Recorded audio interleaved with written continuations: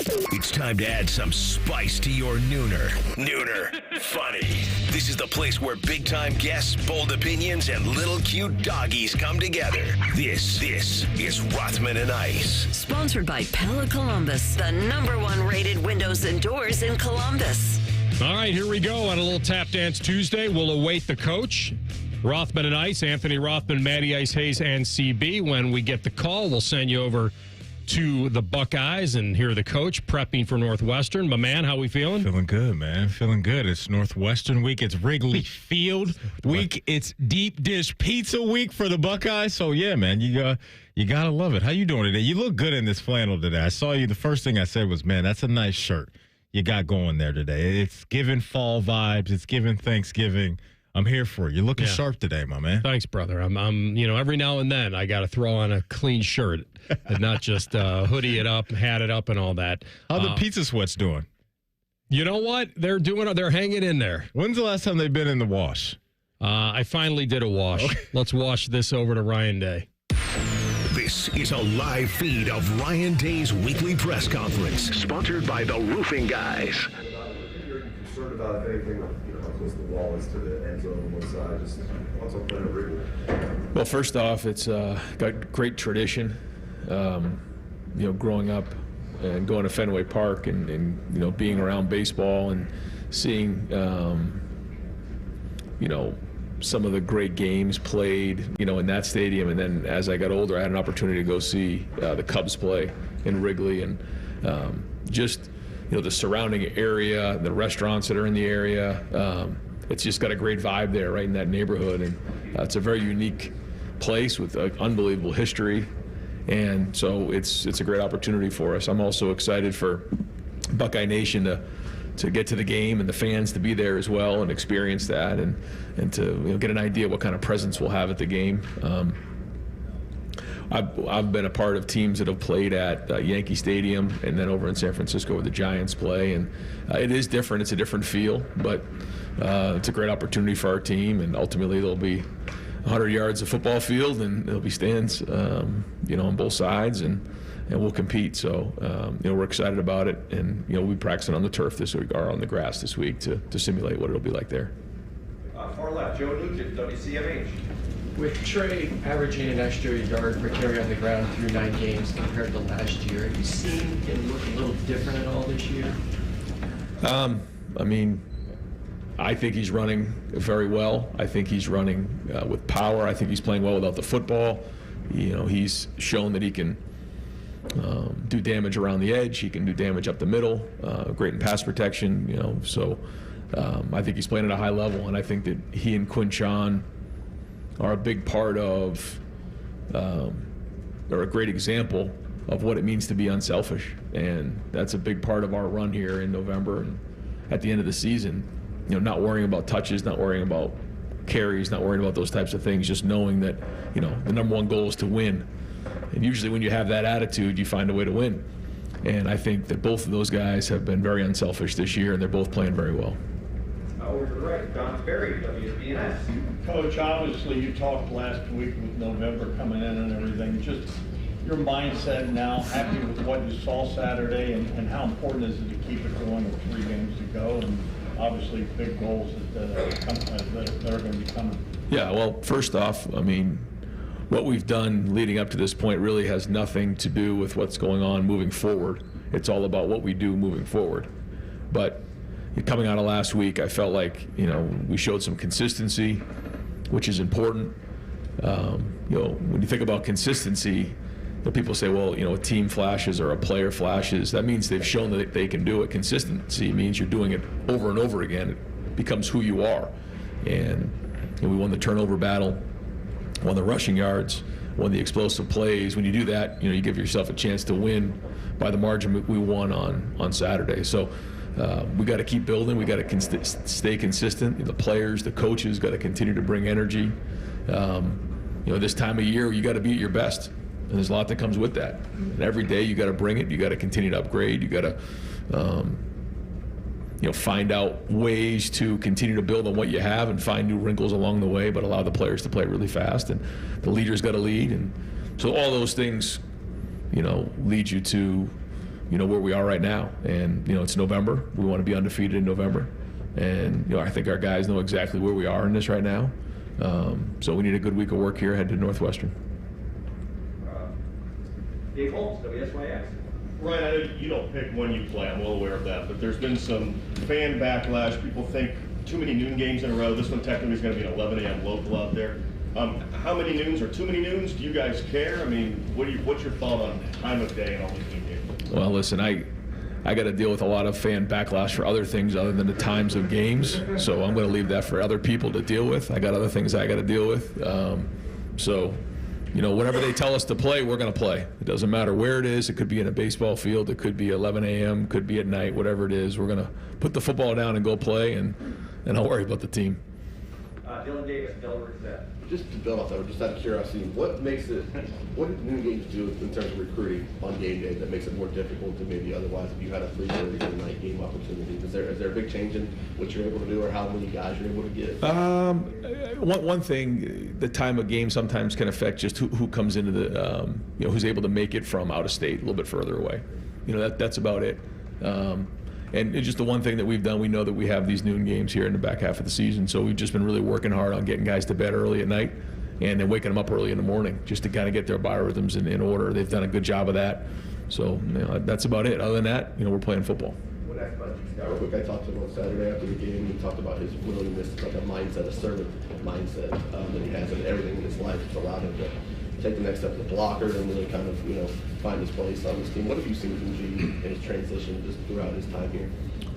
Everybody has their own journey, and I'm not sure that G, ever could have conjured up the journey that he's had since he's been here.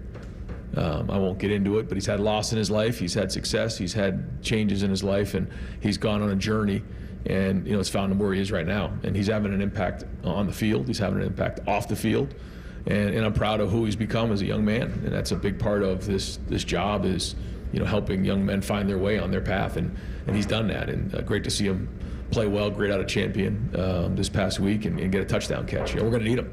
Going to need him this week. Going to need him moving forward. So, older veteran guys that have been through different things help you because of their experience on the field, but they also just help you emotionally just work through the season, some of the challenges that come, because everybody has challenges. And he's been through his.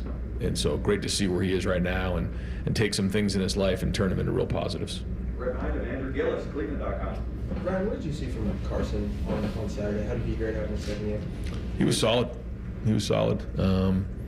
I felt like he's taken the next step at guard, playing against a front where it was a lot of we call bear front, which is really 5 down. There's a lot of one-on-one blocks there, so you got to sustain your block a little bit longer.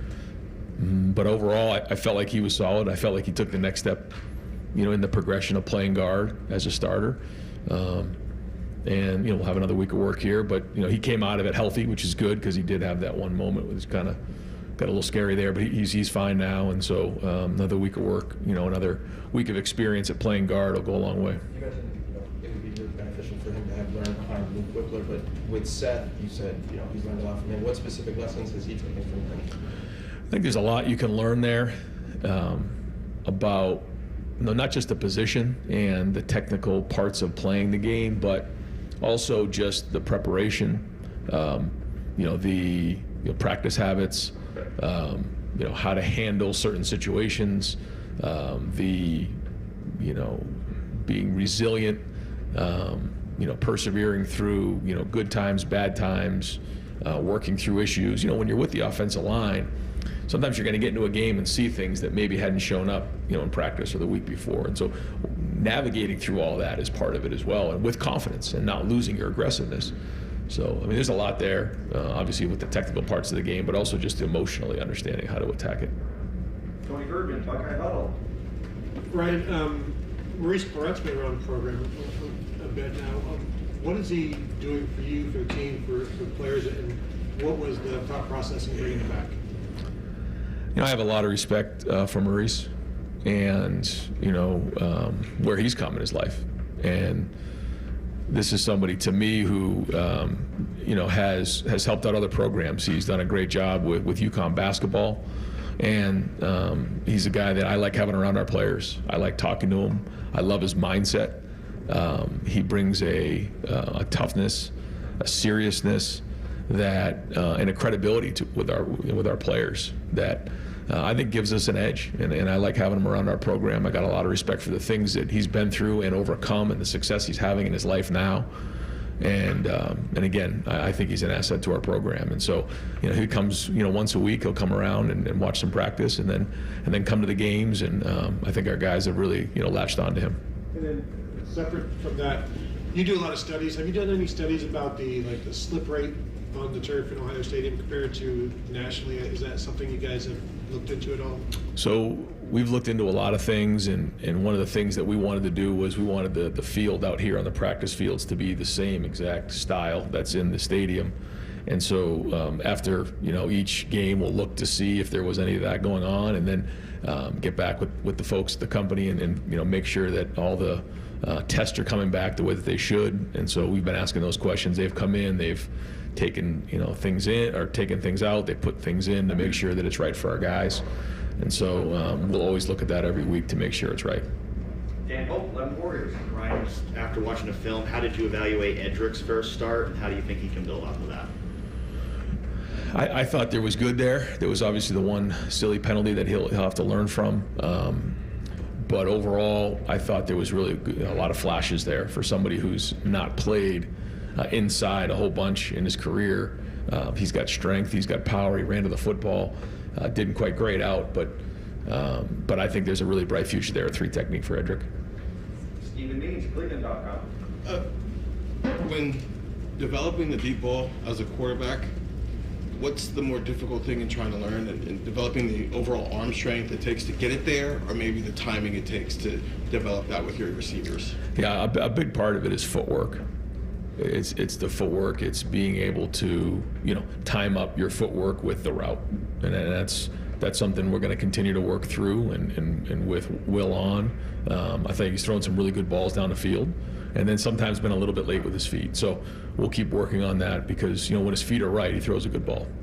Will has talked about just adjusting to playing with these types of receivers, right? Where just throw it over to let him run under it. And it just seems like sometimes where maybe he underthrows it. Where is he in this kind of developing that and getting used to playing with receivers like this, where you do kind of got to throw it out there and let them go get it a little bit more often? Yeah. I think he's adjusted now. He's been with these guys for a while, so I just really think that it comes down to footwork, and getting and letting it go, and because when his feet are right, I mean, he throws a really good ball down the field. So that's something that we got to keep building on and growing on, and I think it was the same thing on Saturday with the long ball to Carnell. Not that it was a bad throw, it's just it could have been thrown a little bit more juice, and I think if the footwork's a little bit better, it's probably a little bit more accurate. Bill Landis, Kings of the North. Ryan, you've talked a lot about making sure you have change-ups throughout the season. Is that any more of a premium in a year where you might play the volume of games you could play this year? Is that any more on your mind? Because you play a team in late December, the book they might have in you could be a little more expensive. You want to make sure you're kind of peppering in more of those change-ups throughout the year. I think it's something we talk about a lot, where you can get yourself to a point where you do too much and then you start to lose your identity, or you can do too much of the same thing and get caught. So there is a fine line there and a balance. And like you said, based on how many games you end up playing, I think you have to figure that into the equation of what you're doing, and making sure you put the right people in the right spots, making sure you're doing what your identity is, but then, like you said, having enough change up so that you're keeping people off balance. And but I think it could go both ways. You can get that too much down the road, and then you lose your identity halfway through the season. I've seen that, or 3/4 of the way through the season. So it's something we're keeping a close eye on. You think this staff generally has done a pretty good job with finding that balance throughout the season? I do. Yeah, I do. And then I think we've got a good balance right now, but time will tell. And so we'll keep swinging at it and making sure that we're doing everything we can and learn from things that we've done well in the past and things we got to do better. Andy Backstrom, let him know. Yeah, right, 9 games in. How comfortable are you with the backup quarterback situation right now? What prompted the change from Devin and Julian on that third as well? Yeah, we want to get those guys as many reps as we can. We'd like to get both of those guys reps, and in that moment, I felt like it was a third down. I wanted to give Julian that opportunity to go ahead and take a third down, and I thought he used it as an opportunity to scramble and make a play, and then didn't quite keep the thing moving. Wanted to throw the ball a little bit with Julian to see how he did, because hasn't really done that a bunch in games. Just missed one, and he and Brandon didn't connect. Would like to see him get a first down there, but I think that was a great opportunity for him. I'd love to continue to be able to do that, but as time goes on, you get less and less opportunities. We've got to make sure we're winning games. So, he and Devin are both working hard every day in practice, getting, Devin right now is our backup, but Julian's, pushing hard, and so we'll keep evaluating it every week and see where those guys are at. Matt Murphy, 24/7 Sports. Brian, we saw more of Quinshaw and Travion on the field together. What went into kind of building that package beyond some of the short yardage stuff you've done, and then also Travion's catch?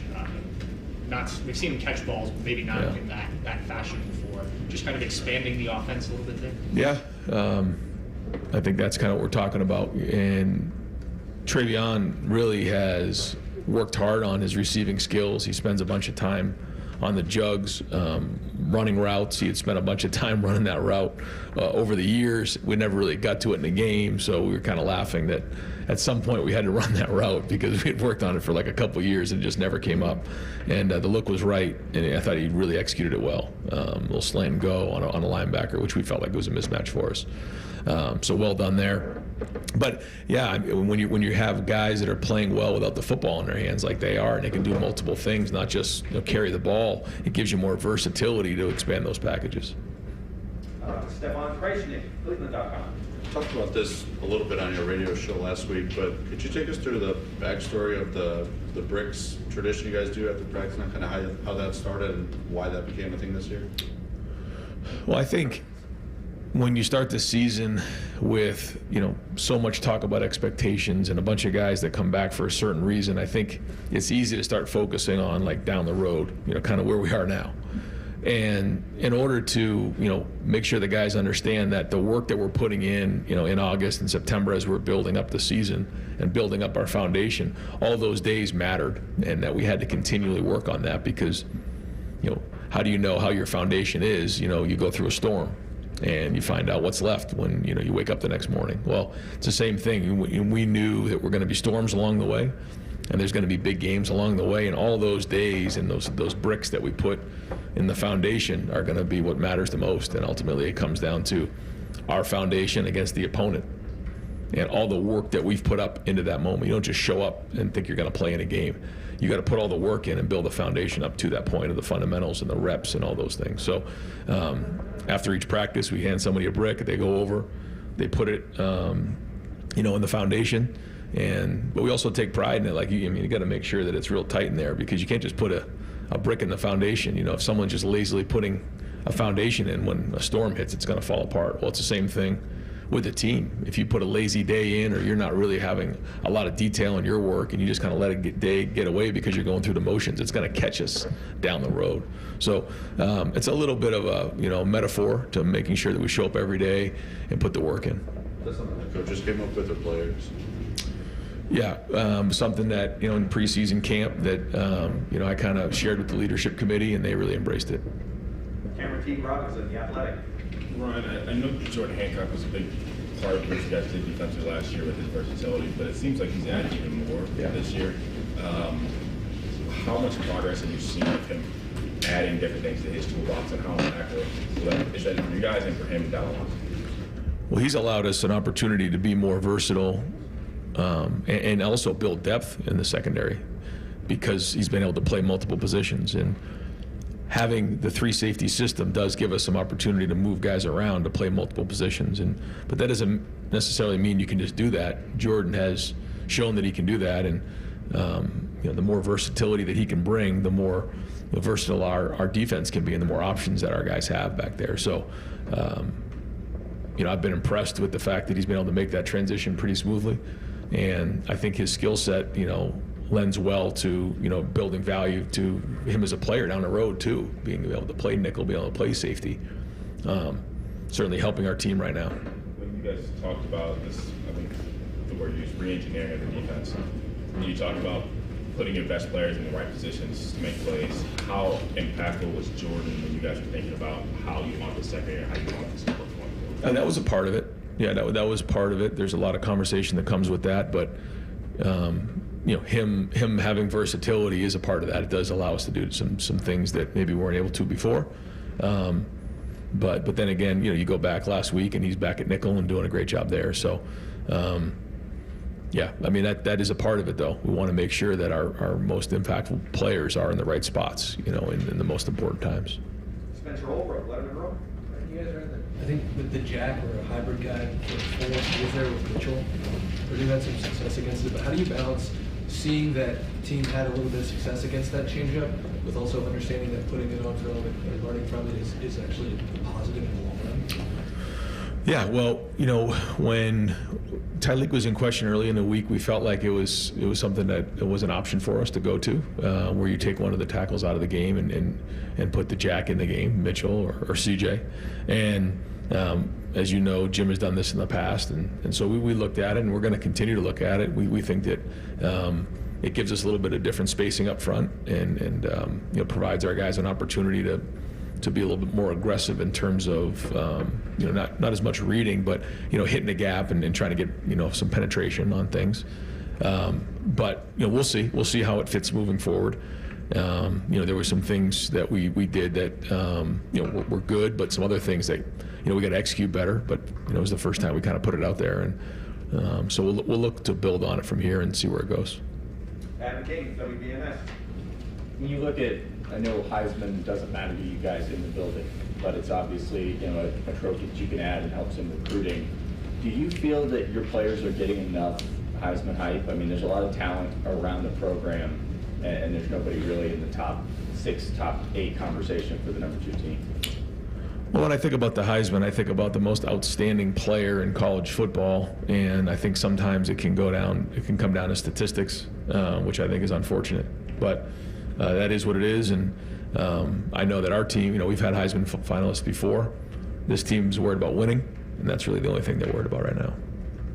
Austin Ward, the podcast. When you think about the number of players that played on Saturday against Purdue, and then some of the experimentation with the scheme, and we spent all year talking about the length of the season and building depth. And Bill asked about scheme, are you more willing to do that earlier in games than you have been previously in your tenure? Yeah, I think so. I would say though. Yeah, I think we have a more veteran group, that understands what we're doing. I think when you have a bunch of guys that have played in the system for multiple years, it is a lot easier to kind of look at some different things or jump in and out of stuff, knowing that you already have X number of reps put away playing this style of defense. So maybe looking at something else isn't a bad idea. But then again, it can distract you from your your fastball. So this is a group that's played a lot of football, and they're smart and they're good. So as time goes on and these games continue, we're trying to figure out what is next, and those are all really good conversations.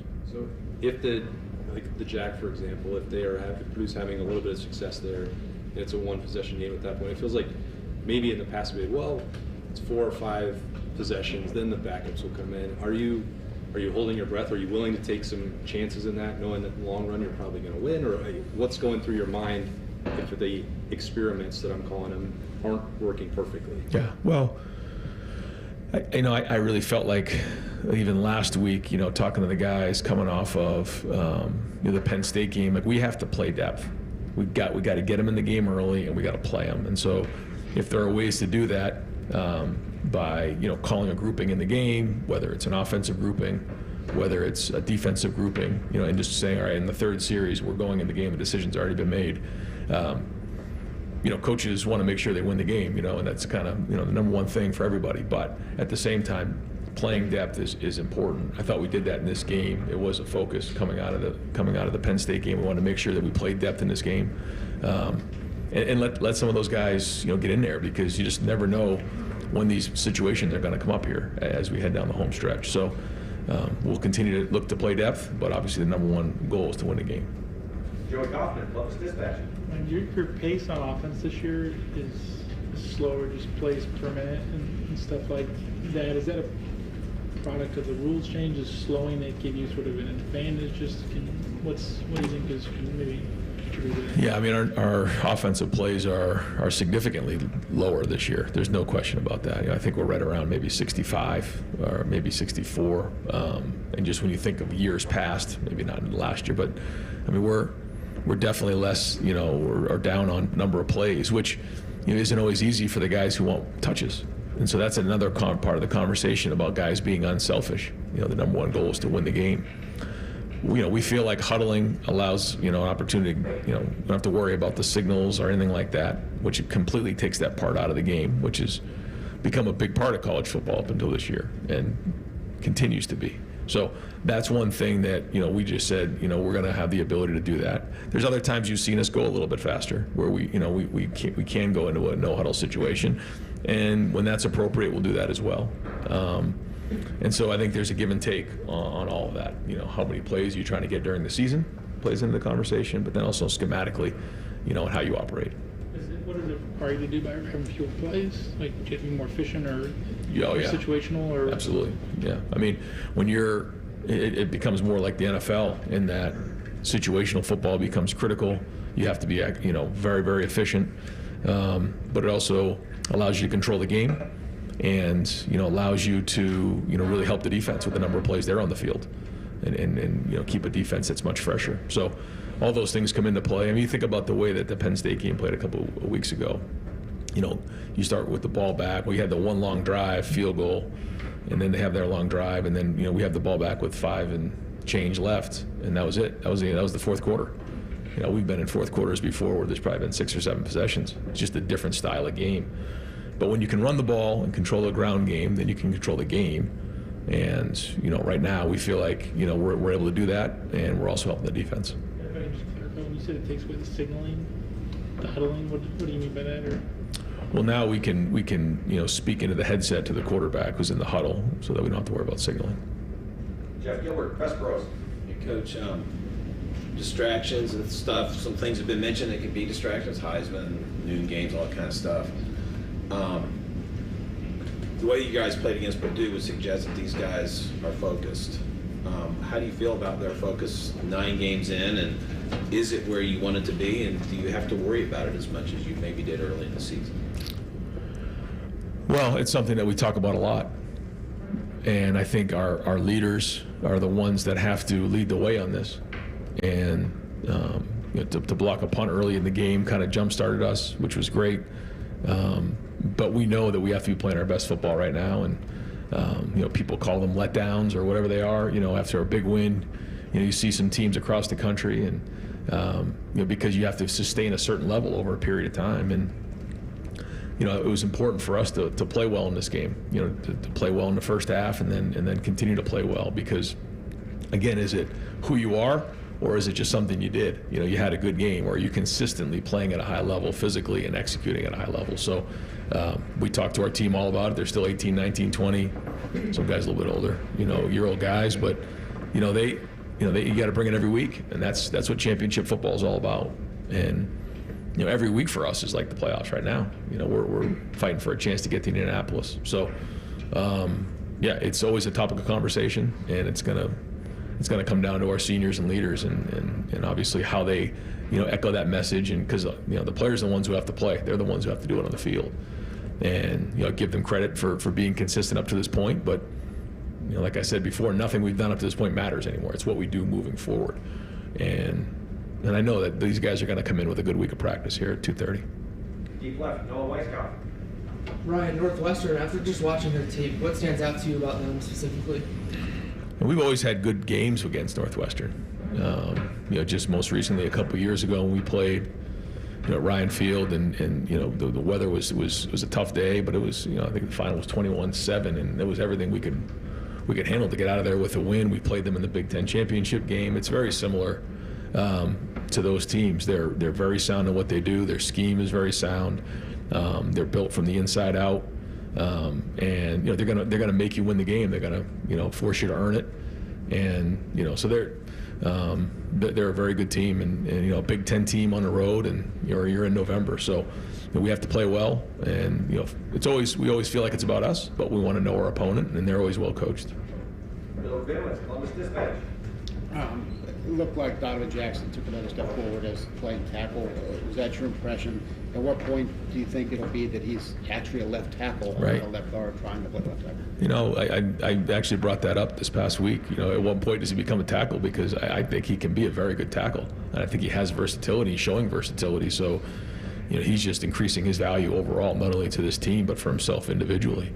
And we talked about, I don't know exactly what his weight's at today. I'll go find out. But trimming a couple pounds. Just when you're in there as a guard, you're working in a smaller space. A little more of a road grader, trying to move 3 techniques and noses. Where now you're on the edge, a little bit more length, a little bit more athleticism. And so, but he is athletic. He has length and he can move his feet.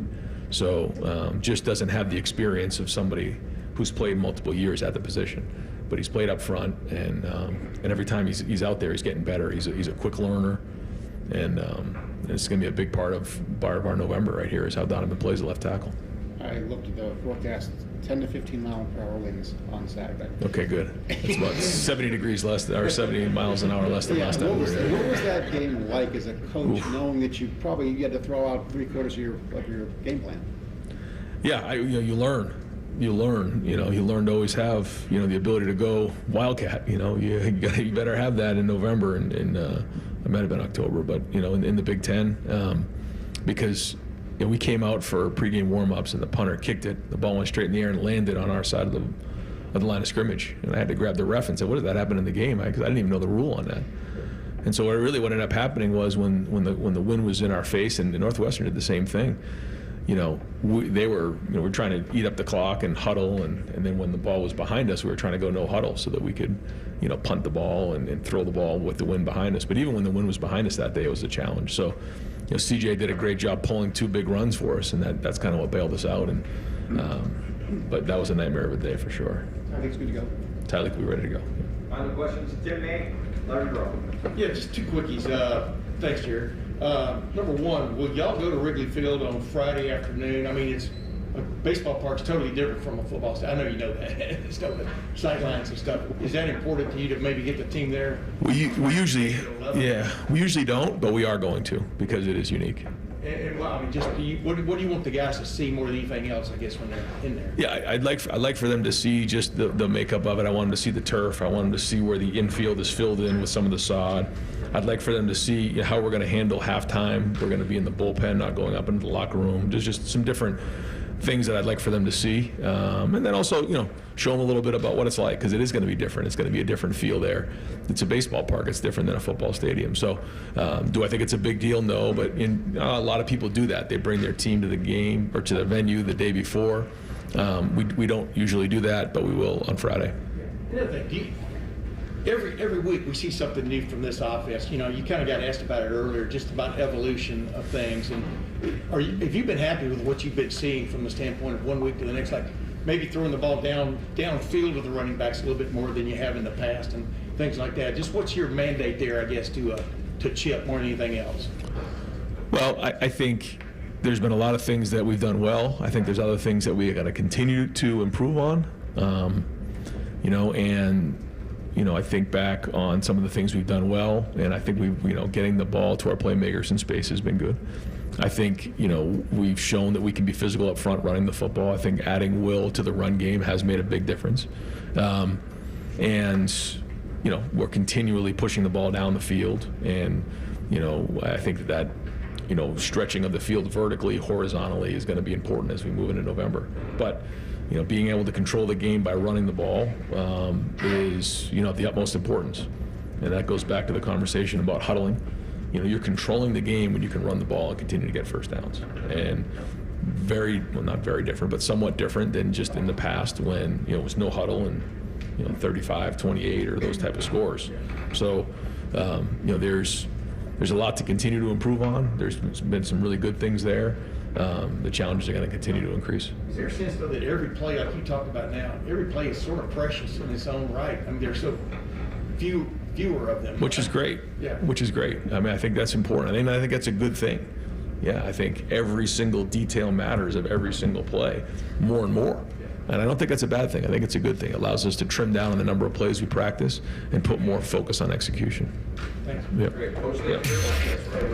Into the Ryan Day press conference on the Fan. Sponsored by the Roofing Guys. For all your roofing, siding, and gutter needs, contact the Roofing Guys at theroofingguys.com. All right, back at it. So we're in the books. He crushed the over-under, which was 28.5. He went to 35.5 and more. And I kind of had to bake in the Wrigley wrinkle. The Wrigley wrinkle got about 2 or 3 pretty good questions about it. You pointed out as we were listening that he didn't get a question, we believe, about the almighty Wildcats until about 12:30. Yeah, I looked at you and I said, AR, has he said anything or been asked about the X and O stuff coming from Northwestern's side of things? And it was a lot of other ancillary questions about kickoff times and Heisman from our guy AK, and just a lot of hot topics that have been out there on social media surrounding Ohio State right now. But when it comes to what we're going to get on the field, outside of another windstorm that he talked about, how crazy that was, I think we know what this movie is going to look like on Saturday. We should. The difference is that Northwestern is just a roller coaster of mediocrity. Like we don't really know. If you try to do like apples and apples, like Ryan Day, he couldn't sell this. Like he couldn't sell, hey guys, this team beat Purdue in overtime. Well, you just smacked them 45-0. So we can't do anything there. Right. He could have said they played Indiana to 4 quarters. You guys think a lot of Indiana. So does the committee. They played Indiana to a 3-point game at their place in the 4th quarter. Now, Indiana wound up covering that game and scoring late. But I was watching that game, and Indiana was doing the mess around to about 5-6 minutes. Do the mess around. They were doing the mess around. I think it was about 5-6 minutes left in that game. It's a 3-point game. So now you're in a 1-possession game, one stupid play, and Indiana gets upset at Northwestern. Now, they didn't. They also got their butts handed to them against an Iowa team on the road 40-14 that Ohio State smacked here. So, yes, you're right. We know. Oh, here's another one he could have sold. This team took Duke to double overtime. What did Duke do against Miami for a while? All the way up until the Fighting Manny Diaz's. Didn't they take them all the way to the 4th quarter? That sounds right. That sounds right. Let me ask, because Miami's been playing with their food all year long anyway, so that wouldn't surprise me. That's a new phrase, by the way. Who came up? I don't know who came up with that. I've been hearing that a lot lately on broadcasts and Twitter. Yeah, I like it's it. It's kind of a new thing I'm in now. on I don't playing know with who their food. coined it, but yeah, it's been out there. Let me ask you this, AR. If we polled 10 Buckeye fans right now, how many of them would know who Northwestern's football coach is? Nobody, including me. I don't remember. I don't blame you. I don't remember. I don't blame you. You know the name when I'll say it. It's David Braun. That's right. Okay. But that's Lloyd, not Lloyd Braun? David Braun is the head coach of Northwestern's football team. He took over. I would have lost money on that. I don't think I would have come up with Lloyd David Braun. And I don't blame anybody for not knowing. And he's a local, too. He's a local. He grew up in the burbs. Or I don't know if he grew up there, but he... Did you play that? He was born there. Is that another one? That's not a Nittany Lion? Is that a Wildcat? So it actually is written in here as a Nittany Lion. I figured, right? Oh, man. Yeah. That reminds me of in high school when we went out to play at Groveport, and Le'Veon Bell was the running back, and every time he racked up a first down, which you can imagine with how good he was in high school, they had like this loud horse noise. It was just so annoying. And Le'Veon was just, and it was like snort. It was crazy. It was absolutely insane. But I just remember standing there because I was on the sideline. I didn't get a lot of PT. I was just there for the vibes and the Gatorade and the pizza after the game. Kid from Georgia that jumped up and down after you lost with some fans? How great tonight's going to be. We're going to party it up. By the way, Kirby's right. He's right. You just don't have to call your player an idiot. That's it. I agree with you. Okay. I agree with him. Like, come on, bro. Like, you can't be jumping around like you hit the lotto after that type of L. Like, that's a problem for me. Yeah. That's an absolute. By the way, I should have remembered this. I mean, the nightmare that Northwestern went through with the Fitzgerald, Yeah, that's how we got the favorite son and all that. I forgot this. Braun won Big Ten Coach of the Year last year. Did he really? And I forgot his name. Did he really? Yeah. What was their record? They were 8-5, 5-4 in the Big Ten, and won the Las Vegas Bowl. Really? Yep. Okay, Incredible. I wasn't really remembering that. Okay. He's the Paul Bear Bryant Newcomer Coach of the Year award, and he's the Big Ten Coach of the Year. Speaking of coaches, since we're on this theme, I know you were a big fan of Mike McDaniel down for the Miami Dolphins, and one of his things that attracted you as a fan of his was the fact that he didn't like to shower very much. That was something that you appreciated as a guy, because I think we had the conversation of how much I shower.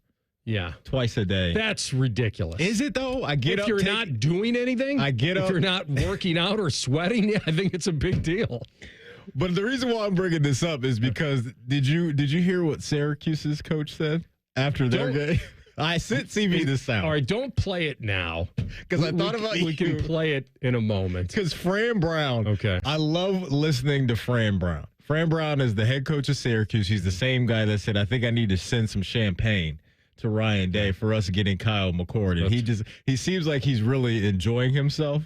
Sounds like a premature bottle pop on that. But, well. I mean, it was going great at the time, but he shouldn't have jinxed it. He shouldn't have jinxed it. The Pitt game was 5 picks and 3 pick sixes? Or maybe I think more I'm than calling that the Pitt 6 game. That's good. I like that. I like that a lot. But I got some sound from Fran Brown that I think you might enjoy when it comes to him and how he feels about losing and what he deserves. Go ahead. All right. Honestly, I got like a ritual. Like when we lose, I ain't even getting a shower till early this morning. I just be mad. I just brush my teeth. But it's like I don't deserve soap. I don't deserve to do all that. I'm just focused on like trying to get back and trying to make sure that our players mentally understand and know that I let them down, that they didn't do it. I just wake up all night, especially when you lose. You like wake up like, damn, it really happened. It really happened that way. So it's just different pieces. And then I just move on. There's a process that I follow every week. Win, lose, or draw. Only thing is like my wife, I can't sleep in the bed if we lose because I ain't going to get in the shower for that day. I'm just mad and I just sit there. I just brush my teeth. That's what I have to do so y'all won't say my breath stink. But I'm just kind of locked in at certain things, certain ways. I think you gotta earn the right to do certain things. So, winners get washed. You know what I'm saying? I'm a loser. I just kind of waited a little bit. Winners get washed. I love this dude. I've never heard anything like that. It's off the wall. The man said, AR, when I lose games, I don't deserve soap. Let me first get on the record that I believe that personal hygiene is important. All right? I'm not here to tell you that it's not. But you love this, don't you? I'm at a point most of weekends that if I'm not going anywhere and I'm not doing much, I don't feel like I desperately have to shower. Do I admit that a shower makes you feel better? Absolutely. Yeah. Who wouldn't? Yeah. But the laziness starts to seep in on the weekend if you're not going anywhere. Like Sunday, it was pouring. It was horrible weather. You're staying in day watching football. Pizza sweats go on. There will be no shower till Monday. Do we at least do a bird bath, a wash up? No. I mean, yeah, so I put some water on my face, but I'm not going to do any kind of like. Put some water on my face. Everyone knows that man, I appreciate a good shower, but these guys talk about sleeping at work, these coaches, and 20-hour work days. And you miss a meal or skip this. I don't have time to shower, whatever. His was a little different angle, which is something about not deserving soap. I don't deserve soap. Winners get washed. Here's the other thing. Something about too much information with coaches this week. Did you hear what the Saints coach did? No. You haven't heard that? I don't think I've heard this I'll yet. see your winners get washed, and I'll raise you. I can't wait. A turlet visit by a certain coach. We'll have that when we come back in Fool's Paradise, Matt. Matty, 2 streaks should have ended this week. Yeah. 1 did. I'll tell you what that is next. Rothman and Ice on the Fan.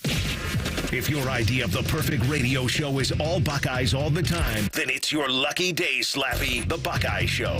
Weeknights at 6. The Fan. If you're struggling with ED or your performance is down and your belly fat is growing, listen up. You've got one life. Now is the time to act. At the Columbus Men's Clinic, we're not just healthcare, we're your secret weapon. Don't wait another day. Here's why you need to act right now. Every moment you delay, your condition could worsen. It's not just about sex, it's about your heart, your relationship, your life. The Columbus Men's Clinic has over 10 years of proven results for low testosterone and increasing drive, energy level, and performance. We've introduced ED and enhancement treatments so exclusive, you'll wonder why you waited. Procrastination is the thief of time. When it comes to your sexual health, you can't afford to wait. Join the League of Gentlemen who've walked out of our doors with a swagger. Call the Columbus Men's Clinic at 614-300-7400 or visit columbusmensclinic.com. Book your $99 male performance consultation now, including blood work. Call 614-300-7400 or visit columbusmensclinic.com. The Columbus Men's Clinic, making it happen. Giant Eagle is making it easy to surround yourself with savings on hundreds of items every time you shop, with new low prices, deals for days, weekly sales, and My Perks at your neighborhood Giant Eagle. Visit gianteagle.com for details. APCO Windows, Siding, and Decks. As a family company, my dad started in 1962. We don't rely on sales gimmicks, so get multiple estimates. Just make sure one of them is from APCO. Absolutely, absolutely. You can trust APCO. APCO.com. And now, Public Education Matters with Ohio Education Association President Scott Damaro. As we mark Veterans Day this week, we thank all of Ohio's public school educators who have chosen to serve Ohio students after serving our country in the U.S. military. Veterans turned educators should have received credit for their years of military service when they started their public education jobs. Make sure you're getting the benefits you've earned. Public Education Matters, brought to you by the Ohio Education Association. The ONN Daily Podcast. Get a recap of all the day's news from across the state. ONN affiliate WBNS TV reports. Haley Kirby reporting in downtown Toledo. From the State House, Kevin Landers. ONN Canton. ONN affiliate WKYC TV in Cleveland explains. In Marietta, Brett Wharf, ONN News. Emma Henderson in Genoa. The ONN Daily Podcast. Listen at ONNradio.com or wherever you download your favorite podcasts from the Ohio News Network. Today is the day. After countless hours of research, cutting back expenses, and 9 months of anxiously waiting for her, today is the day you finally bring home your new car. It's also the day to protect her with an auto policy from Shelter Insurance. Our policies are competitively priced and include new car replacement coverage if anything were to happen to your new baby. To find an agent near you, visit shelterinsurance.com. We're your shield. We're your shelter. Most radio stations suck. Here's why. They don't invest in local programming. We're live and local 14 hours a day. You can rest assured that every stupid thing we say is 100% local. Homegrown, dumb since day one. The Fan. Breaking news coming in from Bet365. Gambling problem? Call 1-800-GAMBLER. 21 plus only. Must be physically located in Ohio. Hear those leaves crunching under your feet? Feel that cool nighttime air? It's definitely fall in Ohio. Fall is the perfect time to have the Waterworks inspect and tune up your furnace before the cold winter months hit. To inspect and protect your family against those wintertime furnace breakdowns, call 614-232-2222. Or visit thewaterworks.com today to schedule your fall furnace inspection and tune-up. Winter is just days away. Bo Bishop here. High Bank Distillery Co. is the most awarded distillery in America at the 2024 San Francisco World Spirits Competition. Stop by your local liquor store to grab a bottle, or their 2 restaurant locations in Gahanna and Grandview. Dine, drink, distill at High Bank. Billiards Plus has the area's best selection of pool tables, shuffleboard tables, poker tables, and more. Santa will be here soon, and there's still inventory in stock, so get yours before Billiards Plus runs out. Don't forget your grill, too. Shop Billiards Plus on Dublin Center Drive in Dublin. Fan weather. From the Logan AC and Heat Services Weather Center. Here's a look at that weather report. Dry today, dry tomorrow. Temperatures on the chilly side this afternoon. Highs in the lower 50s. Sunshine tomorrow, high 58, and then heavy rain on your Thursday morning, upwards of a ½ inch to an inch of rain possible. I'm meteorologist Dylan Robichaud with your 10 weather impact forecast on 97.1 The Fan.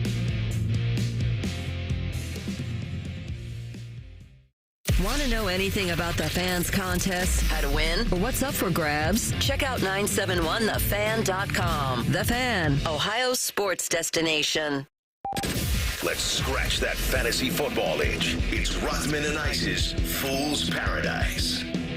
All right, 2 streaks should have came to an end. both undefeated should have lost, Kansas City and me. Only one did, me.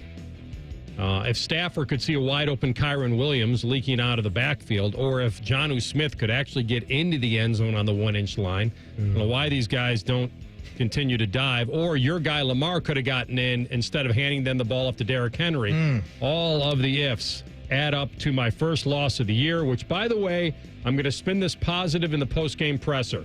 The last thing I wanted to do was go into the playoffs undefeated. That was just a bad omen. Now the pressure's off. Now we can really play some ball. I still hold the top spot. NFL young boy. Did you lose or win this week? Yeah, I mean, it's tough when you have the second most points against in a league, but you're still 500, so you're pretty well tested if you can make the playoffs. I mean, I would probably rather be that than undefeated and the least points untested heading into the playoffs. You're examining my analytics? I just think we're going to be ready to go. I mean, we've taken everyone's best shot so far. But the only shot you took was at the top team there in that segment. Maddie, mover of chains, up to 9th, 4-6. You headlined this team, quote, curtains last week. I did. Was that the mental hedge? I did. No, I really thought I was done. No Nico. That's really been hurting me, but we found a way. Kyler was awesome. Kyler was really good this past week. So we got a little life. I told you not to give up on Mark Andrews. You cut him from the team. No, I'm kidding. You didn't cut him, but you were ready to. It helped that Isaiah Likely was out last week, but the managers, as we call them, really stepped up and got it done for me. It also helps when Kyler's taking those 1- and 2-yard rushing touchdowns away from James Conner, too. Yeah, I'm here for it, man. I'm absolutely here for that. So, hey, man, our show's doing all right. You got champagne problems complaining about one loss, which is a good thing. 1-8-9. You drafted well, my man. You drafted well. And I lost Rashee Rice for the year. Man, your team Imagine. Dangerous. 1-8-9 we hold down. 8 gets you in, correct? 8 gets you in the party. All right, so, Maddie, you're just right there. 8 gets you in the party. So, got to do some roster maneuvering this week. One of the names that people I think are going to be interested in is Andrick Estime, running back for Denver. Sean Payton said he liked what he saw, could stumble into some more opportunities.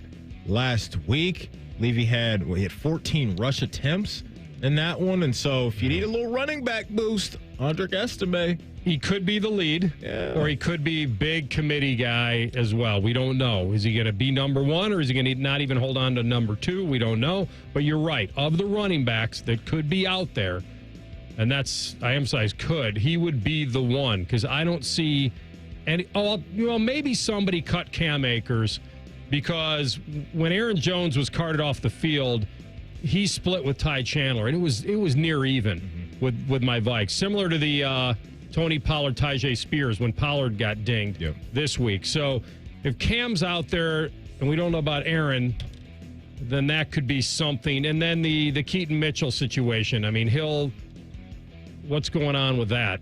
I know you have Mitchell. It's still all Derrick Henry. Yeah. It's still all Derrick Henry until it's not. As a handcuff, though. Yeah, it'd be worth having him on there. But if Derrick Henry went down, you have no idea what it looks like. They haven't put anything on Keaton Mitchell's plate. Maybe they're saving him for the back. We're all at the back half of the year. But it's just with Derrick Henry and the way that he's rolling, there's no need to take him off the field. But it is good insurance to have Keaton Mitchell, because what he's shown when he is healthy is he's an explosive guy for sure at running back. Here's the quick list of if you had this guy, you won this week, not certain percentage-wise. Yeah. If you own Jamar Chase, you won 91.5% this week. Yeah. If you had Joe Burrow, 72%. If you're a Chuba Hubbard owner, you won your week at a 70% clip most likely. Calvin Ridley got you close to 70%. And Jalen Hurts, the tush push is alive and well. Yeah, man. If you own Jalen Hurts, you probably won 67.5% chance this week. Yeah, Jamar and Joe were just doing silly things in Baltimore on Thursday night. That's just an unbelievable duo, as we all know. Teams on bye this week: the Giants, Cardinals, Tampa Bay Buccaneers, and the Carolina Panthers. And another name to throw out there, MVS popped off for the New Orleans Saints, Marquez Valdez-Scantling. And with the unfortunate situation with Chris Olave, with his concussions piling up in his career, MVS could be now an offense to where Derek Carr and he have a connection, and you could find yourself a wide receiver here late that could be productive for your fantasy team.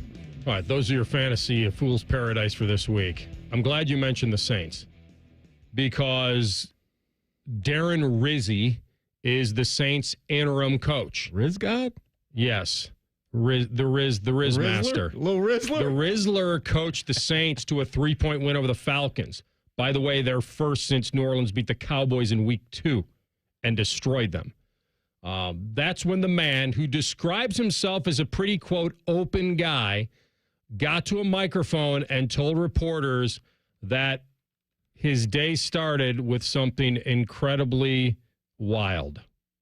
You guys know me, I'm a pretty open guy, so this is how my day started. I get down here to the stadium, I get down here to Superdome, I go in the head coach's locker room, which, I've never used before, right? So here I am early in the morning, I go to the bathroom, and this is how my day started. I clogged the toilet.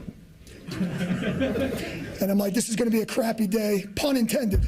And so listen, I'm like, okay, this is not really a great start to the day. Here we go. And so, I'm not really feeling like a head coach of an NFL team right now.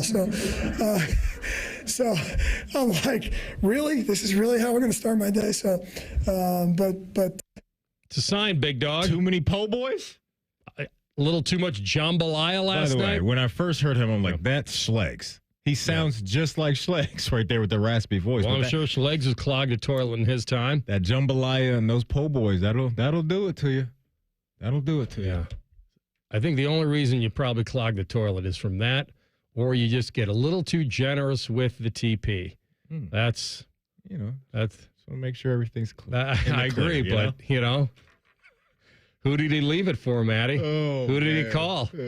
I asked for one backup. You sent the Rose Parade. All right, we come back after a Sports Center update. College football playoff rankings will reveal again tonight. We'll do some predictions next. Rothman and Ice on the Fan.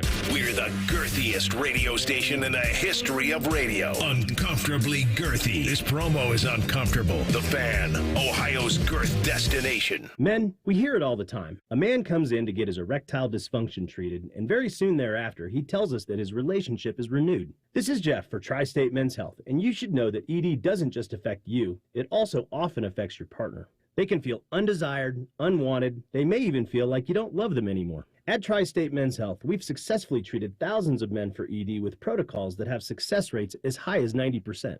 Which means if you're like most men, we can get you back to the guy you used to be. You could even last up to an hour or more and find you're performing like you haven't in years. So call us today and give your partner the gift of renewed love. Your first visit is only $99 and includes blood work, a medical consult, and if medically advised, a test dose. And if that test dose doesn't work in our office, your visit is free. Call 800-900-9654. That's 800-900-9654. Or go to tristatemenshealth.com. That's tristatemenshealth.com. Tri-State Men's Health, a Promenic restorative health practice. Hey, it's Anthony. Happy Honda Days are at Germain Honda of Dublin. Rich tells me they're going to help you celebrate your new vehicle with 0% APR up to 72 months on select 24 and 25 models with no payments for 90 days. And leases starting as low as $249 a month. Germain Honda of Dublin, where you'll get same-day service, no appointment necessary. See the dealer for all these amazing details. Strike now at Germain Honda of Dublin on Sawmill Road just south of 270. Create a safe sleep environment for your baby by using the ABCs of safe sleep. Babies are safest alone on their backs in an empty crib. Always place your baby on his or her back while sleeping, and be sure to use a firm sleep surface. Remember, room sharing without bed sharing is safest. For more information, visit childrenandyouth.ohio.gov/infant-safe-sleep. Meijer knows that Thanksgiving is a time to come together, eat together, and share together. During the week of Thanksgiving, November 24th through the 30th, when you buy Meijer brand foods, our Simply Give program will feed up to 4 million neighbors in need. So when you bring that perfectly fluffed stuffing to the table, the cranberry sauce and green bean casserole, you're actually bringing more good to more neighbors. Let's bring more good to Thanksgiving with Meijer brand and Simply Give. Exclusions apply. See Meijer.com for details. At the Home Depot, we know Saturdays are for college football. That's why we have everything you need to never miss a play. Like Bear Dynasty interior paint, their most durable one-coat hide paint ever. From a team color statement wall to a fan cave, complete with a mural honoring Nick Saban's 17-year dynasty. Hey, I like that idea. Nothing beats Bear Dynasty interior paint. It's everything you need all in one can. Defend your game time with Bear and the Home Depot. How doers get more done. Valid only when intended to colors from the Bear Dynasty and Marquee Interior One-Coat Hide Color Collection. It's football season, and Vivid Seats is your ultimate destination for all the action on the gridiron. With a game-changing rewards program, plus an amazing selection of tickets, Vivid Seats ensures that every fan can catch their favorite teams and players in action. Vivid Seats has you covered with deals that cater to every football enthusiast. And all tickets come back by a 100% buyer guarantee, giving you peace of mind with every purchase. Just visit vividseats.com or download the app today. Vivid Seats, the official ticketing partner of ESPN. Broadcasting from the Lindsay Honda Studios. Honda makes the cars. Lindsay makes the difference. Visit lindsayhonda.com. WBNS-FM, HD1 Columbus. The Fan. Sports Center. Good afternoon. I'm Ryan Baker. Number 2 Ohio State continuing preparations for their game at Wrigley Field against Northwestern this Saturday at noon. At his weekly press conference, Ryan Day said that they need to keep improving. Every day you got to bring it. You got to continue to upgrade. You got to find out ways to continue to build on what you have and find new wrinkles along the way, but allow the players to play really fast. And, it's November. We want to be undefeated in November.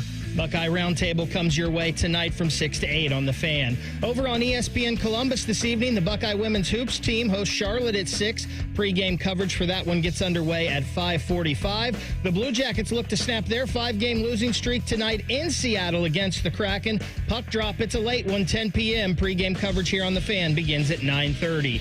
This one's sponsored by Valley Ford of Columbus, your connection for the best selection of Ford Broncos and Bronco sports. Breaking sports news on The Fan.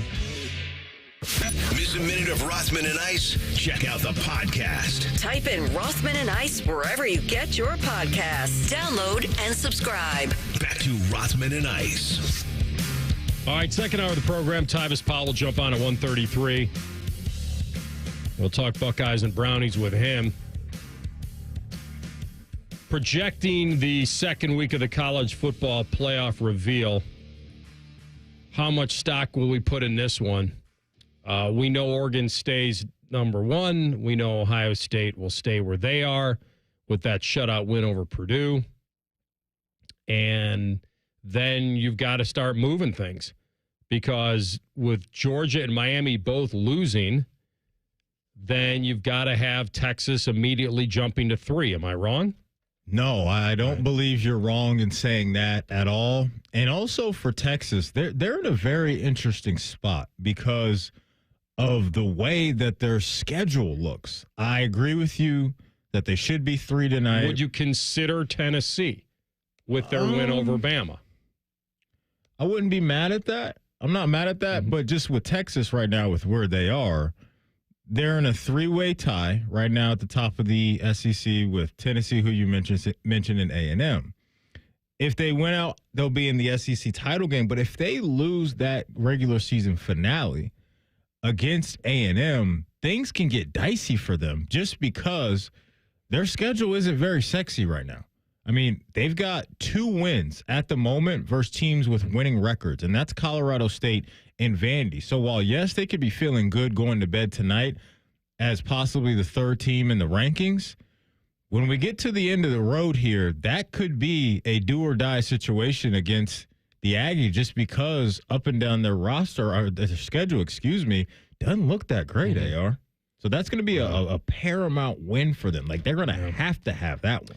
It's weird because we talked about Tennessee and everybody we had on, Brady Quinn and Ian Fitzsimmons, in the beginning of the year. We all were when Tennessee took apart NC State and then beat Oklahoma, all of a sudden we were asking people through 4 weeks who the best team in the country is, and everyone said it was Tennessee. And then they lay an egg against Arkansas, and then they go away for a while, and then they beat Bama.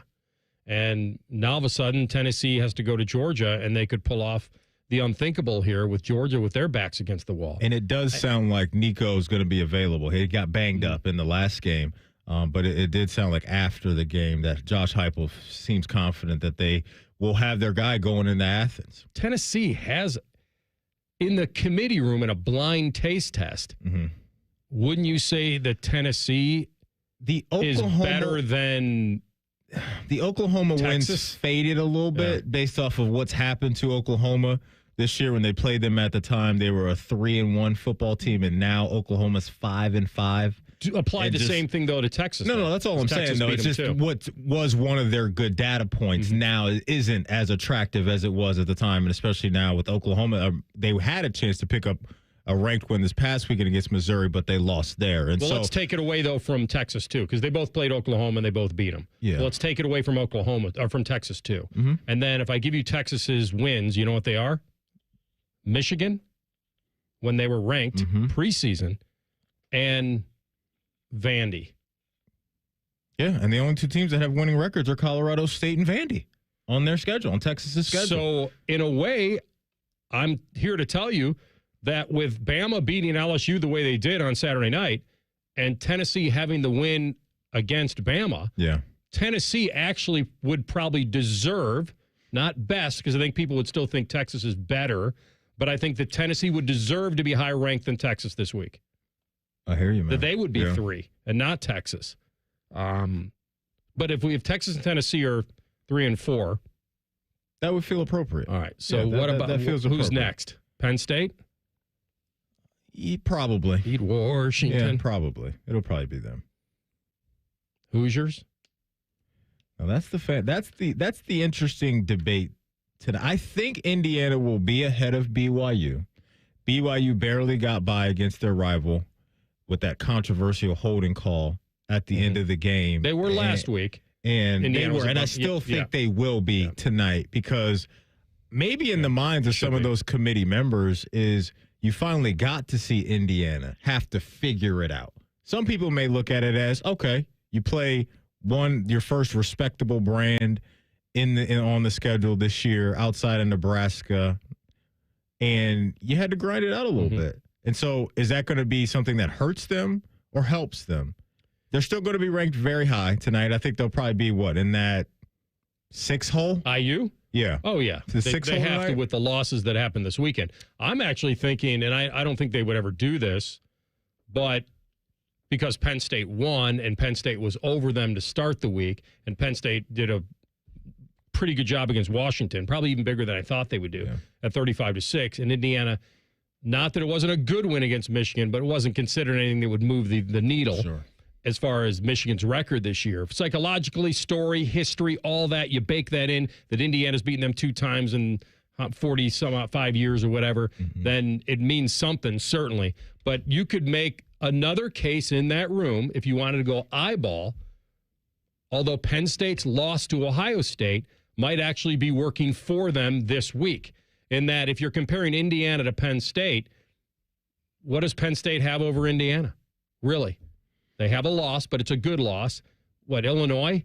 I mean, that's really it. And it wasn't even a convincing win. You could bake in the eye test if people, but Indiana, I think, may have lost a few points in the eye test against Michigan this weekend. And that's what I said. Some people may view it that way, and some people may view it another way. We don't know there. Ole Miss, they'll be 10. Well, the question is, are you putting Ole Miss ahead of Georgia after beating Georgia? The head-to-head thing. That's the problem. It should win matter, the day. Right? That has to matter. Georgia was ranked above Miami last week. Obviously, they stay there because of Miami's loss. But they got to fall behind Bama because of the head-to-head to Bama. But do they fall behind Ole Miss because of the head-to-head Ole Miss? I think they should. They probably won't. And it'll probably be by 1 spot. I think we're splitting hairs here. I could see Ole Miss easily being 10 and Bama being 11. But I think head-to-head for me has to matter. Like, I just watched the game. And this wasn't a situation. This wasn't a situation where Georgia, this was a dominant win by Ole Miss. It had to deal with some elements in this Georgia team. Like, I get it. They're Georgia. I understand. They both struggled with Kentucky. One team won, one team lost. Right. Georgia actually beat Kentucky, but Ole Miss struggled against them. In Georgia's losses this year, right? And even when you zoom out from the losses, because you mentioned the Kentucky game and how much of a grind that was for them. Like Clemson, they're not a very good football team to me. They're just not. They're fine. But in the Alabama game and the Ole Miss game, They had to crawl their way back after getting their teeth kicked in early in the Alabama game. And then you go on the road to Oxford this week, and you get handled and you put up 10 points. So their measuring stick games, to me, outside of Texas, they haven't been that impressive. How can, in that room, because I'm with you, I don't know how I could see that game this week, same record, and say, well, Georgia has a better win, so we're going to absolve them of losing head-to-head against the team that would rank below them. I know. It's not like Ole Miss is sitting there at 4-5 and they beat them, and they can call it a fluke game. This is two teams battling. You can't be in that room and say, well, they beat Texas on the road when they were number one. Yeah. That's our tiebreaker. Ole Miss, sorry, you're still going to be behind the team you just beat. It would be a very hard sell. No, the weight of the head-to-head victory would be significant for me if I were on that. I think you'd have to put Ole Miss at 9. Yeah, right. I don't know any other way to play it unless you decided that that would be it. You'd have to do it. So you'd have Bama at. I would probably put Bama at 8 because they dominated LSU on the road in Death Valley. What are you doing with Notre Dame then? What are we doing with Notre Dame? Probably right there on the fringe at 12. Okay. I think I'd probably put Georgia at 10. Miami. Where do you go with Miami? Well. Because you could bring Notre Dame back in and have Miami on the outside looking as far as the rankings go. The one-loss Notre Dame scenario is that they're looking probably at an absolute lock to be an at-large bid an at-large bid there. The weight of that Northern Illinois loss is big. How much respect does the committee have for Navy and how they handled them? So a lot of this gets and then baked Louisville in. was a good win. So that's why I just think Notre Dame, that 8 to 12 window tonight could be interesting with the Notre Dame's, Ole Miss, Georgia, Bama. I'd probably go Bama, Ole Miss, Georgia, Miami, Notre Dame. And probably put Notre Dame at 12. You know why? Because that sends a message if they're going to be this way and say, hey, we're going to bake in a little insulation for this Notre Dame team. They only have they have one ranked opponent left on their schedule. I don't have Notre Dame. Army. All right. Yep. So you got one left. If you have them on the outside looking in, then you're announcing, and they switch this every week. Yeah, so I'm trying to do this logically, and I know that's not really a good way to do it. Right. But logically, if you were doing it, you'd say, okay, Notre Dame, we're going to bake you in a little stability this week. That means that you don't have to hope for help. Just win out, and you'll be in. But if they have them on the outside looking in, then you're going to have a little more problem for Notre Dame. Your question about Miami is, the loss to Georgia Tech on the road is better than Notre Dame's loss to Northern Illinois at home. No question. At least I have to get that far. But what win are they standing That's on? it. Is it it's the Louisville win. That's the win. They're probably 11 at best, Miami.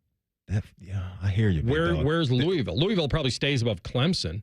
They had a bye this week, they right? Beat Clemson. They beat Clemson. Right. So that feels right. But Miami now the schedule's hurting them because you had that donut in the loss column, and now the committee's looking at your schedule and saying, okay, you sell us. What is it? Outside of Louisville, there's nothing good there for Miami. So that was a tough blow for them. Tonight's big questions for me will be, how do they jostle Texas and Tennessee?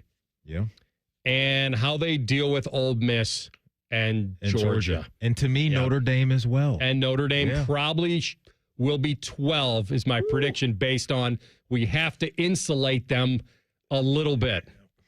All right. We will come back. And we'll come back to the Buckeyes when we do. And it sounds like people are jumping off the Gus bus. And we'll tell you about that next. Rothman and Ice and the Fan. 1, 2, 3. Here at the Fan is always football o'clock. Proud to be your home of the Buckeyes, Browns, and all the NFL games you can handle. The Fan.